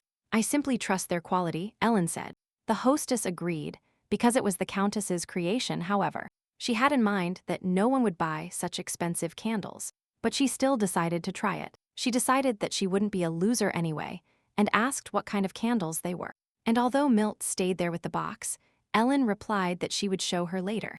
Otherwise, there would be no intrigue, and she asked to sign the contract first, thinking mentally that it was clear to her that she might try to pull something. It was not necessary to reveal all the trump cards in advance. After studying the documents, Ellen noticed that the contract did not have a fixed price clause, which means it could be modified. Mrs. Heads confirmed it, laughing. "If it doesn't sell, then it will be possible to make a sale." "Okay, then we'll adjust the prices according to the circumstances," Ellen decided while signing the contract. When the countess handed the documents to Mrs. Heads, she asked her if she was going to open a candle shop on the street next door, and offered to supply her products there as well. But Ellen noted that it was not in her power now, and she would think about it when she became rich. To which Mrs. Heads thought that it was impossible to make money if there were only candles in a big store. Deciding that her business was finished, Countess Morris added that she would send the products, and asked that they be displayed. The boutique owner assured them that everything would be fine, and the countess and her faithful knight headed towards the exit. However, on the way, Milt asked why the lady didn't show the candles to the boutique owner, to which Ellen replied that she wanted to see them beg her for a deal later. Count Philip Morris was thoughtful in his office. It seems that Ellen really doesn't hate him. Yesterday, when he returned from a walk, he asked her carefully if she liked him, and when she replied that that was not the case, he asked her why she was avoiding him. Lately, he had almost not seen her. The woman replied that she was busy with her business, and Philip offered to help with this. "No need, I can take care of it myself," Countess Morris said confidently. "Now that I think about it, I could help with royal court matters, especially since the king's health had become a problem for the succession to the Marlborough throne. The plan is ready, but there are not enough funds," Earl Morris thought, and no matter how much he tried to think about things, his thoughts always returned to Ellen. To be honest, after that night with her, he thought there would be an uproar, but he didn't expect her to take it well, too. Even after everything that happened, she didn't reject him. An unexpected thought came to the man's mind, and he blushed. It seems that Ellen is not going to file for divorce. That means she just wants more attention. Deciding that everything was so, the man became very happy. He thought that if he was nice to Blanc, whom she loved, then perhaps she would also notice him. After a while, Count Morris hurriedly crossed the courtyard of his estate. Marlborough and Leela, who were busy with their affairs, noticed him and were surprised to see their father on the street at that hour. Philip asked, surprised, what they were doing here, and the young ones replied that they had also gone for a walk. However, Marlborough's gaze fixed on the basket that the Count was holding in his hand, and Philip explained that this is a delicacy for Blanc and that he himself is heading to the kennel. After all, Ellen is busy with her business and cannot spend time with her dog, so he decided to take care of it himself. Leela has the same story. For everyone, Mom is more important. He smiled mischievously and winked at Marlborough's wife. The girl noticed that he liked it when they talked about her mother, but Marlborough noticed that he also felt jealous when everyone was passionate only about her. Marlborough lowered his voice a little and asked his father how to get his wife to pay attention to him, and the Count replied that he had to do what she wanted. Upon hearing this answer, Marlborough was suddenly surprised to think that his father was doing what Ellen liked. But without the intention of confirming his conjectures, Philip said goodbye hurriedly, wishing them a good walk, and continued with his affairs. The young ones looked at each other surprised, clearly understanding something about their parents' relationship. That night, when Philip returned from the kennel, Domingos met him. While the Count was organizing his work documents, the butler announced that he had returned, and added that responses had arrived to the Countess's invitation to the party she was giving for the little hostess. It turned out that it was the first time Philip heard about the party, and the butler explained that the lady was organizing the evening for Leela. The Count was surprised whether the Countess really wanted to do this, and Domingos confirmed it wholeheartedly. In fact, Philip was happy with this party. Perhaps he and Ellen will have dinner together and, if he's lucky, maybe even dance. He thoughtfully studied the list of guests provided by the butler. Suddenly, I realized that all the guests were aristocrats from his side. This is great, they can discuss all matters tonight. And besides, he has chances to improve his relationship with Ellen, the Count thought, blushing. Bewildered by the night's silence for too long, the butler asked him what was wrong with the party. Amused, Philip replied that of course, it should be grand, that new dresses should be ordered for Ellen and Leela. Even more surprised by the night's reaction, the butler also looked at the Count in silence. That same day, just as evening fell, Countess Morris returned to her room. She had been running endlessly all day and was very tired. Domingos hurried to meet her, with the message that an art appraiser would arrive in 3 days. And also, the Count said he needed to order a new dress for her for the party. Did he get sick or maybe hit his head? She asked, bewildered, and the servant completely agreed with her. However, the meaning of his mistress's words was not immediately realized, and he looked at her surprised. Ellen asked about the sudden urge to order a dress, and Domingos suggested that perhaps the Count wanted her and Leela to shine at the event. Without letting him finish, Ellen said that she would wear what she had and to forget about her dress, and to order a new one for Leela, only the prettiest one. Since that was the case, Ellen decided to visit her dressing room to choose a dress. And as soon as she entered the room, her mouth hung open in amazement. This is the height of luxury. How many damn dresses did the Count buy for his wife? But we have to admit, he has excellent taste. All the dresses are very elegant. The woman was thinking that she should choose something special for Leela and give it to her. On the 3rd day, an art appraiser arrived. It turned out to be a middle-aged woman who introduced herself as Clona Casson. The specialist was eager to examine the lady's collection because she wanted to see it so much that her heart was trembling. All right, please. Ellen invited the woman to walk with her. Accompanied by the butler, they arrived at the room where the collection was kept. As soon as the woman crossed the threshold of the room, her eyes shone with joy. Ellen asked her to evaluate all the items in this room, and the woman promised to determine the value as accurately as possible. Passing by the first item, she said it was worth about 20 gold pieces. The butler, who was writing down everything the specialist said, looked at Ellen in shock, and she was also very surprised, because before they had told her it cost only 2 gold coins. 10 gold pieces, which is about 8 gold pieces. The specialist named the estimated value of all the items one by one, and the Countess was surprised at how much that fat man had deceived her. Oh God, Clona suddenly exclaimed aloud, which scared Ellen. Clona took out a magnifying glass from somewhere and looked attentively at the figure of a mermaid, calling it a true masterpiece. Ellen asked confused what she was talking about, and the woman replied that this mermaid figure was a music box. The Queen of Vietnam received it as a gift when she was still a little princess, but now the Queen is ill, and she misses this box very much. 3 years ago, her son, the King of Viet, offered to buy this figure for 20 gold pieces. but now its value has increased to 1,000 gold. Upon hearing such an unusually high amount, Ellen was literally delighted. It was incredible. Clona pointed out that if the lady decides to sell it, she will help organize the deal.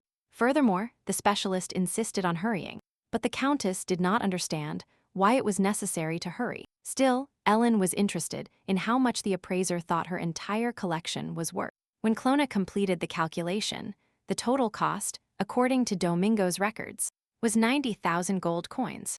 To the incredible surprise of Countess Morris, 90,000 gold, she stammered. She asked the servant, and the butler, equally surprised, confirmed it. Ellen may be a villain, but she had impeccable knowledge of art. It seems she can divorce with a clear conscience and not end up in poverty. On the day of the party, numerous ornate carriages of aristocrats arrived at the Morris estate. That day, the maids helped Ellen get ready and dressed for the gala evening. "My lady, the party has begun." Philip Morris entered the room and Ellen gasped. She never thought a man could be so handsome. Looking at her, Philip felt the same and his face turned deep red. To calm himself, he exhaled slowly, coming to his senses. Noticing his exhalation, Ellen asked him if there might be something wrong. Maybe that outfit didn't suit him well, but Philip assured her that everything was fine. "It seems I am starting to understand a certain poet," the man said suddenly, holding out his hand to her. This poet said, "It is so beautiful that it leaves you breathless." These words gave the woman goosebumps. She held out her hand in response, telling herself that she needed to pull herself together and not lose her head, because to live well in this world, she needed to stay away from alcohol, gambling, and Philip's games. Countess Morris, accompanied by the Count, went down to the ballroom and froze in admiration. Everything was so elegant. In the spacious hall, the musicians played live music with instruments, and the invited aristocrats made small talk. Marlborough and Leela approached their parents and thanked them for the wonderful party. Ellen was very happy that they were happy and asked them to enjoy the evening. "Perhaps you will dance with me, my lady," Philip suddenly suggested, and the woman was scared because she didn't know how to dance at all. However, being in the ballroom among the dancers, she could not refuse the Count, but she didn't understand what to do. "My lady," the Count repeated his invitation, reaching out his hand with anticipation. Trying to hide her embarrassment, Ellen said that she didn't think she could waltz. There was so much to do today that she was tired. Without accepting any objections, the man extended his hand and pulled the woman towards him by the waist. She realized there was nothing difficult about the waltz and began to dance. He asked Ellen to follow him and not to stress herself, but the woman thought she didn't understand what to do. She was nervous because if she stepped on his foot, everyone would laugh. "Look at me," she heard Philip's voice beside her. He said that from now on his eyes will only be on her. The Countess blushed deeply at how sweet his voice was. They continued dancing, and the Count commented that it wasn't so difficult, but Ellen thought she was going to die.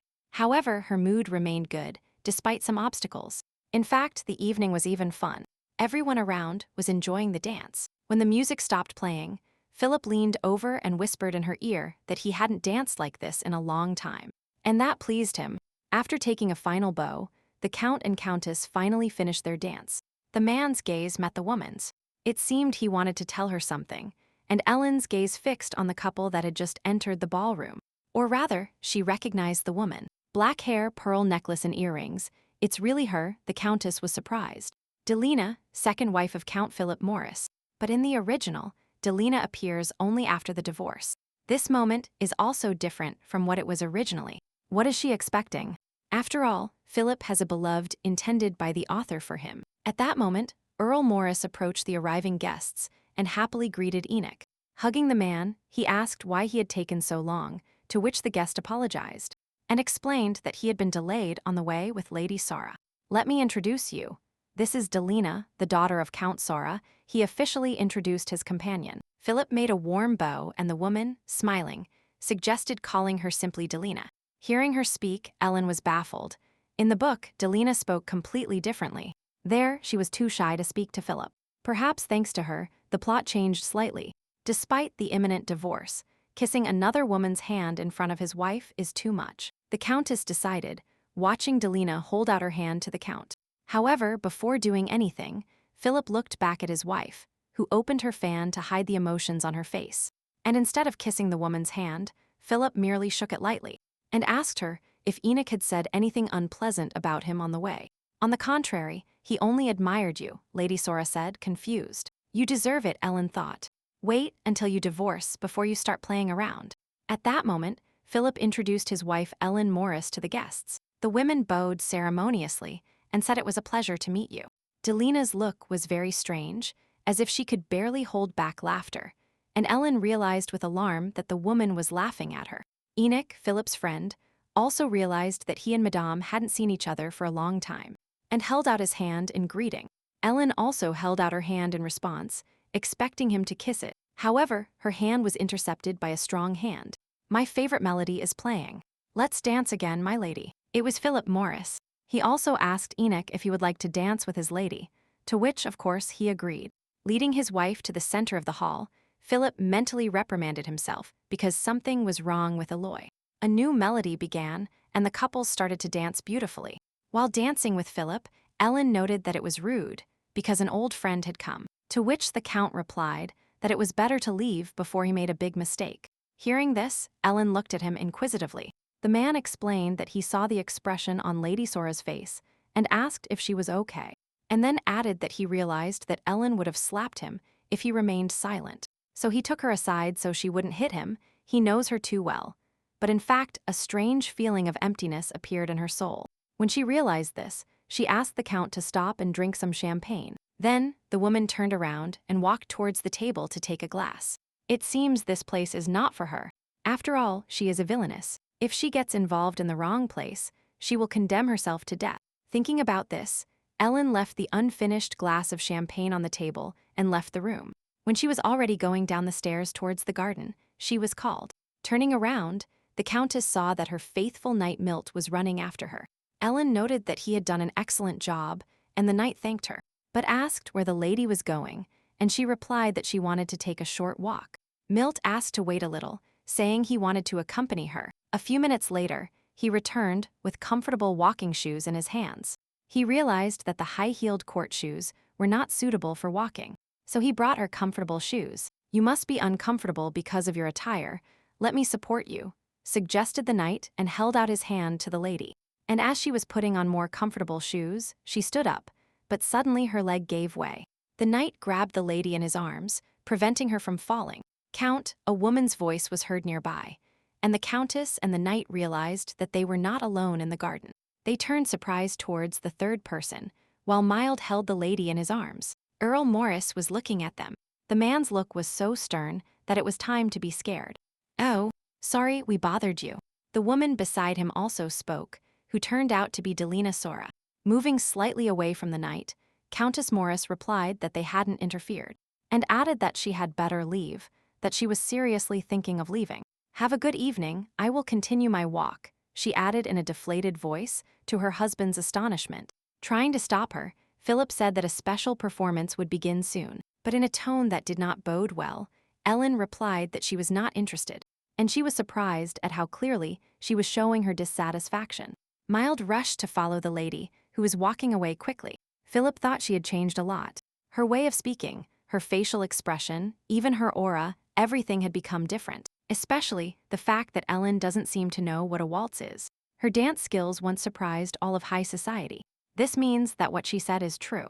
If so, then he would like to know where she is from, how she lived, what she loves. Sorry, I shouldn't have said anything, said Delina, who was next to her. Philip noted that she seemed to have misunderstood everything, but the girl still decided she had caught the Countess having a secret meeting. Starting to get irritated, the Count replied that his wife was not the type of person who could do such a thing, and asked what had brought her here. Laughing nervously, Delina replied that she seemed to have drunk too much champagne. She felt a little sick and went out to get some fresh air. The Count added that Lady Sora probably doesn't know this area well, so she shouldn't go too far. Philip turned around and said he was leaving, but before he had time to take even a couple of steps, Delina Sora's frightened scream was heard. Everything is fine, Count Morris replied immediately. Delina sat on the floor and said she was fine, just a little dizzy. The Count asked her to wait a minute, and the girl smiled, anticipating what would happen next. But the man started to leave, asked her to wait, and told her he would bring a servant. Step by step, he walked away from the girl sitting on the floor, without looking at her even once. As soon as he was out of sight, Delina stood up and commented that since she was getting a divorce, she could behave more simply. but she still isn't backing down, because he has no idea how much she desires him and, besides, he will soon become king. Twilight was beginning to fall over the Morris estate, and everything around was dyed in the pink color of the sunset. Ellen realized she seemed to have gone too far, and Mild suggested returning. But the Countess wanted to rest a little and asked if there was anywhere nearby where she could sit. The knight invited the lady to follow him and quickly moved forward. There, in the middle of a small clearing, was a small wooden cabin. "Can you rest here?" the knight said, and added that he would go first, asking her to wait. Milt knocked loudly on the door with his fist, waiting for it to be opened. Soon a young man appeared on the threshold, who immediately recognized the knight. And Milt said the lady needed a place to rest. The young man's eyes widened in surprise when he heard these words. He invited the lady to enter the house, noting that it was quite modest, and Ellen realized with surprise that this was Hate's house. The young man invited the lady to sit in the nearest chair, which she did. On the table, Ellen noticed a small basket with knitted toys. Some time later, the hospitable host placed a tray with a cup of tea on the table and slices of fruit, apologizing for the modest gift. While having tea, Ellen asked about the dolls and asked if he had made them, to which the young man timidly replied that he had. "It turns out Hyde is talented and one could try to sell them," the Countess noted. Meanwhile, the party was continuing, and noticing that it was getting dark, the Count suggested having a drink inside the house. Delina suggested that the women change into more comfortable clothes and spend the night dressed in loungewear. House parties are usually held only with close friends, so everyone liked it very much. Philip showed the women a room where they could go to change their clothes, and the aristocrats, accompanied by their maids, went to change their clothes. Delina whispered to one of the maids to help her change her clothes quickly, because they still have plans. In the end, as many as 3 maids helped Lady Delina Sora change her clothes. And then she, accompanied by one of the girls, went deep into the estate somewhere, passing through stairs and long corridors. Finally, she reached a door and, looking around perplexed, she opened it and entered the room. Ellen and Mild returned to the estate when the moon was already shining with all its might. She was holding a small blonde doll in her hands. Thinking that it somehow resembled her, Hyde had gifted her this doll. The Countess and her faithful knight noticed the silence and thought the party was already over. Upon entering the house, the Countess let the knight rest and she herself headed for her room. However, she didn't have time to leave. Philip stopped her and noted that she was late. Ellen asked if the party was over, to which the Count replied that everyone had gone into the house. The ladies put on more comfortable dresses because Leela suggested having a house party. Ellen felt a little pleased by the news. She was glad that Leela seemed quite sociable. At that moment, Philip noticed a small doll in his wife's hands and asked what it was. "This is a doll that Hyde made," Ellen replied, showing him the toy closer. In fact, Hate's knitting skills were known throughout the house, so Philip was not too surprised. But he noticed that this doll looked a lot like the Countess, and therefore he was a bit shy. Furthermore, he started to get annoyed because the gardener gave the Countess a doll that looked so much like her. Meanwhile, the maid searched Countess Morris's wardrobe, and Delina hurried her to look faster since Ellen was already here. The girl even looked under the bed, hoping to find something there, and it seems she found something.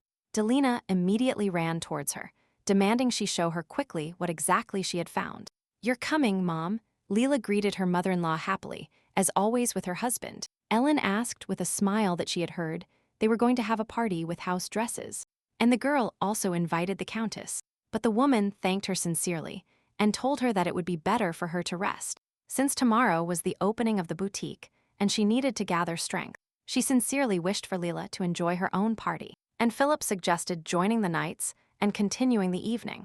With these words, Ellen headed to her room, without realizing that the Count was walking right behind her. After a couple of steps, she realized that she wasn't walking alone and surprised. She asked Philip why he was following her. "I want to take you to your room," the man simply replied, to which the Countess was indignant because this was not necessary.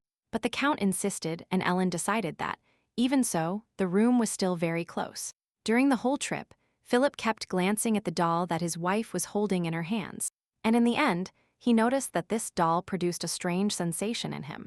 In response to Ellen's surprise, he added that they were similar to her and that he didn't understand why Hyde gave her a doll. "He's really jealous," the woman thought with horror, hoping it wasn't so. She reasonably noted that they would soon divorce anyway, to which the man suggested that perhaps that wouldn't happen. Ellen was baffled by his words, and besides, they were already approaching the door of her room when something else surprised her. Lady Delina Sora and her maid walked out of the door of her room as if nothing had happened. The women also realized that they had been discovered and were quite scared, but maintaining an aristocratic calm, Delina waited in silence until her maid carefully closed the bedroom door. And then, with a conciliatory smile, she pretended she had just seen the Count of Morris. Philip, who had blushed deeply from the conversation with his wife, turned around, and Ellen asked in surprise why Lady Sora was leaving her room. She was looking for the hall where the party was being held, and there was a girl. And then, with a sweet smile, she turned to Earl Morris and asked him to show her the way. There are many men there, so you had better accompany the lady to leave. Ellen turned to her husband, and Philip had to agree. Wishing Ellen a good rest, the man smiled at her very sweetly, so much that she thought he shouldn't smile like that, because Delina was his future wife. Lady Sora wished the Countess a good vacation, and Ellen responded the same way. And only Earl Morris seemed very annoyed because his plans were thwarted. "Let's go, Lady Sora." Even the man's voice betrayed all his sadness. Ellen headed to her room and Delina, relieved, left with the Count. Having crossed the threshold of her room, the Countess wondered what Delina was doing here, and it didn't seem like she had arrived here by accident. She carefully examined the whole room. It seemed that nothing was missing and there was nothing special to steal. The woman's gaze rested on the bed, or rather, under the bed after all, that is where she kept it safe. To check her assumption, the Countess sat next to the bed and took the safe. Soon a large jewelry box appeared from under the bed. As soon as Ellen opened it, she immediately realized what was missing. Inside the box, there were many precious jewels and other valuable things, but one compartment was empty. "So you decided to play big. I don't know why you stole it, but it's already too late." She addressed Delina mentally. The coming new day promised to be eventful. It was the day of the Countess Morris boutique opening, and Ellen dressed elegantly for the occasion. "Good morning, my lady." She had a great time. She was greeted in the carriage by a faithful knight and a faithful dog, except for one person who made me angry. "Then yes," the woman replied, and she got a little angry at the memories. Surprised, Milt asked if he could fix it, and the Countess replied that perhaps not. Then the faithful knight asked for forgiveness, and the Countess commented that he shouldn't apologize for that. And now onwards, the first day of work, Ellen ordered and the carriage set off. "Delina Sora, I am watching you," Ellen thought. She was prepared for anything. She petted Blanc and told him that from today on, he will be the mascot and security guard of her boutique, and that his salary will be 2 sizable bones. Soon the carriage arrived at the main entrance, where the servants were already waiting. With their help, Countess Morris got out of the carriage, holding the hem of her dress. She noticed that the servants were very nervous and mentally encouraged them, because she was sure that not everything was so scary. The craftswomen also came to greet her, and greeted the mistress with a smile. "Well, is everything ready?" Ellen asked enthusiastically, and the girls replied that the windows were decorated. The cafeteria was also ready. Everything was ready to open. After examining the territory, the Countess noticed flowers in the decoration that she hadn't said anything about, and asked where they were from. One of the girls said that before, the Countess mentioned fields with beautiful flowers. The people she took in brought them as a gift for the opening. Realizing that it was a gift, Ellen smiled and thanked them wholeheartedly. She was very happy. The girls were also happy that the owner was satisfied with their work. It was time for the opening to begin, and Ellen was completely ready. But then the Countess's eyes and ears noticed something that was clearly missing here.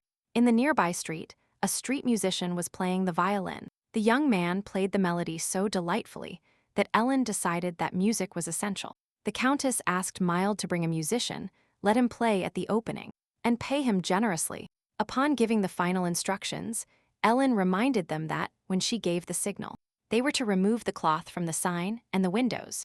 And so the opening began. A beautiful violin melody played in the boutique's courtyard. "Mommy, we're here." Leela's voice was heard from the entrance, who, as always, was with Marlborough. "Dear, I'm here too," said the voice of Prince Alejandro de Bourbon. "And me, my lady." Ellen heard a man's voice and turned around in surprise. Upon seeing the man, she was horrified by how dressed up he was, because now they seemed to be paired up. The embarrassed Count Philip Morris said he had chosen an outfit that matched her dress, and asked her if she liked it.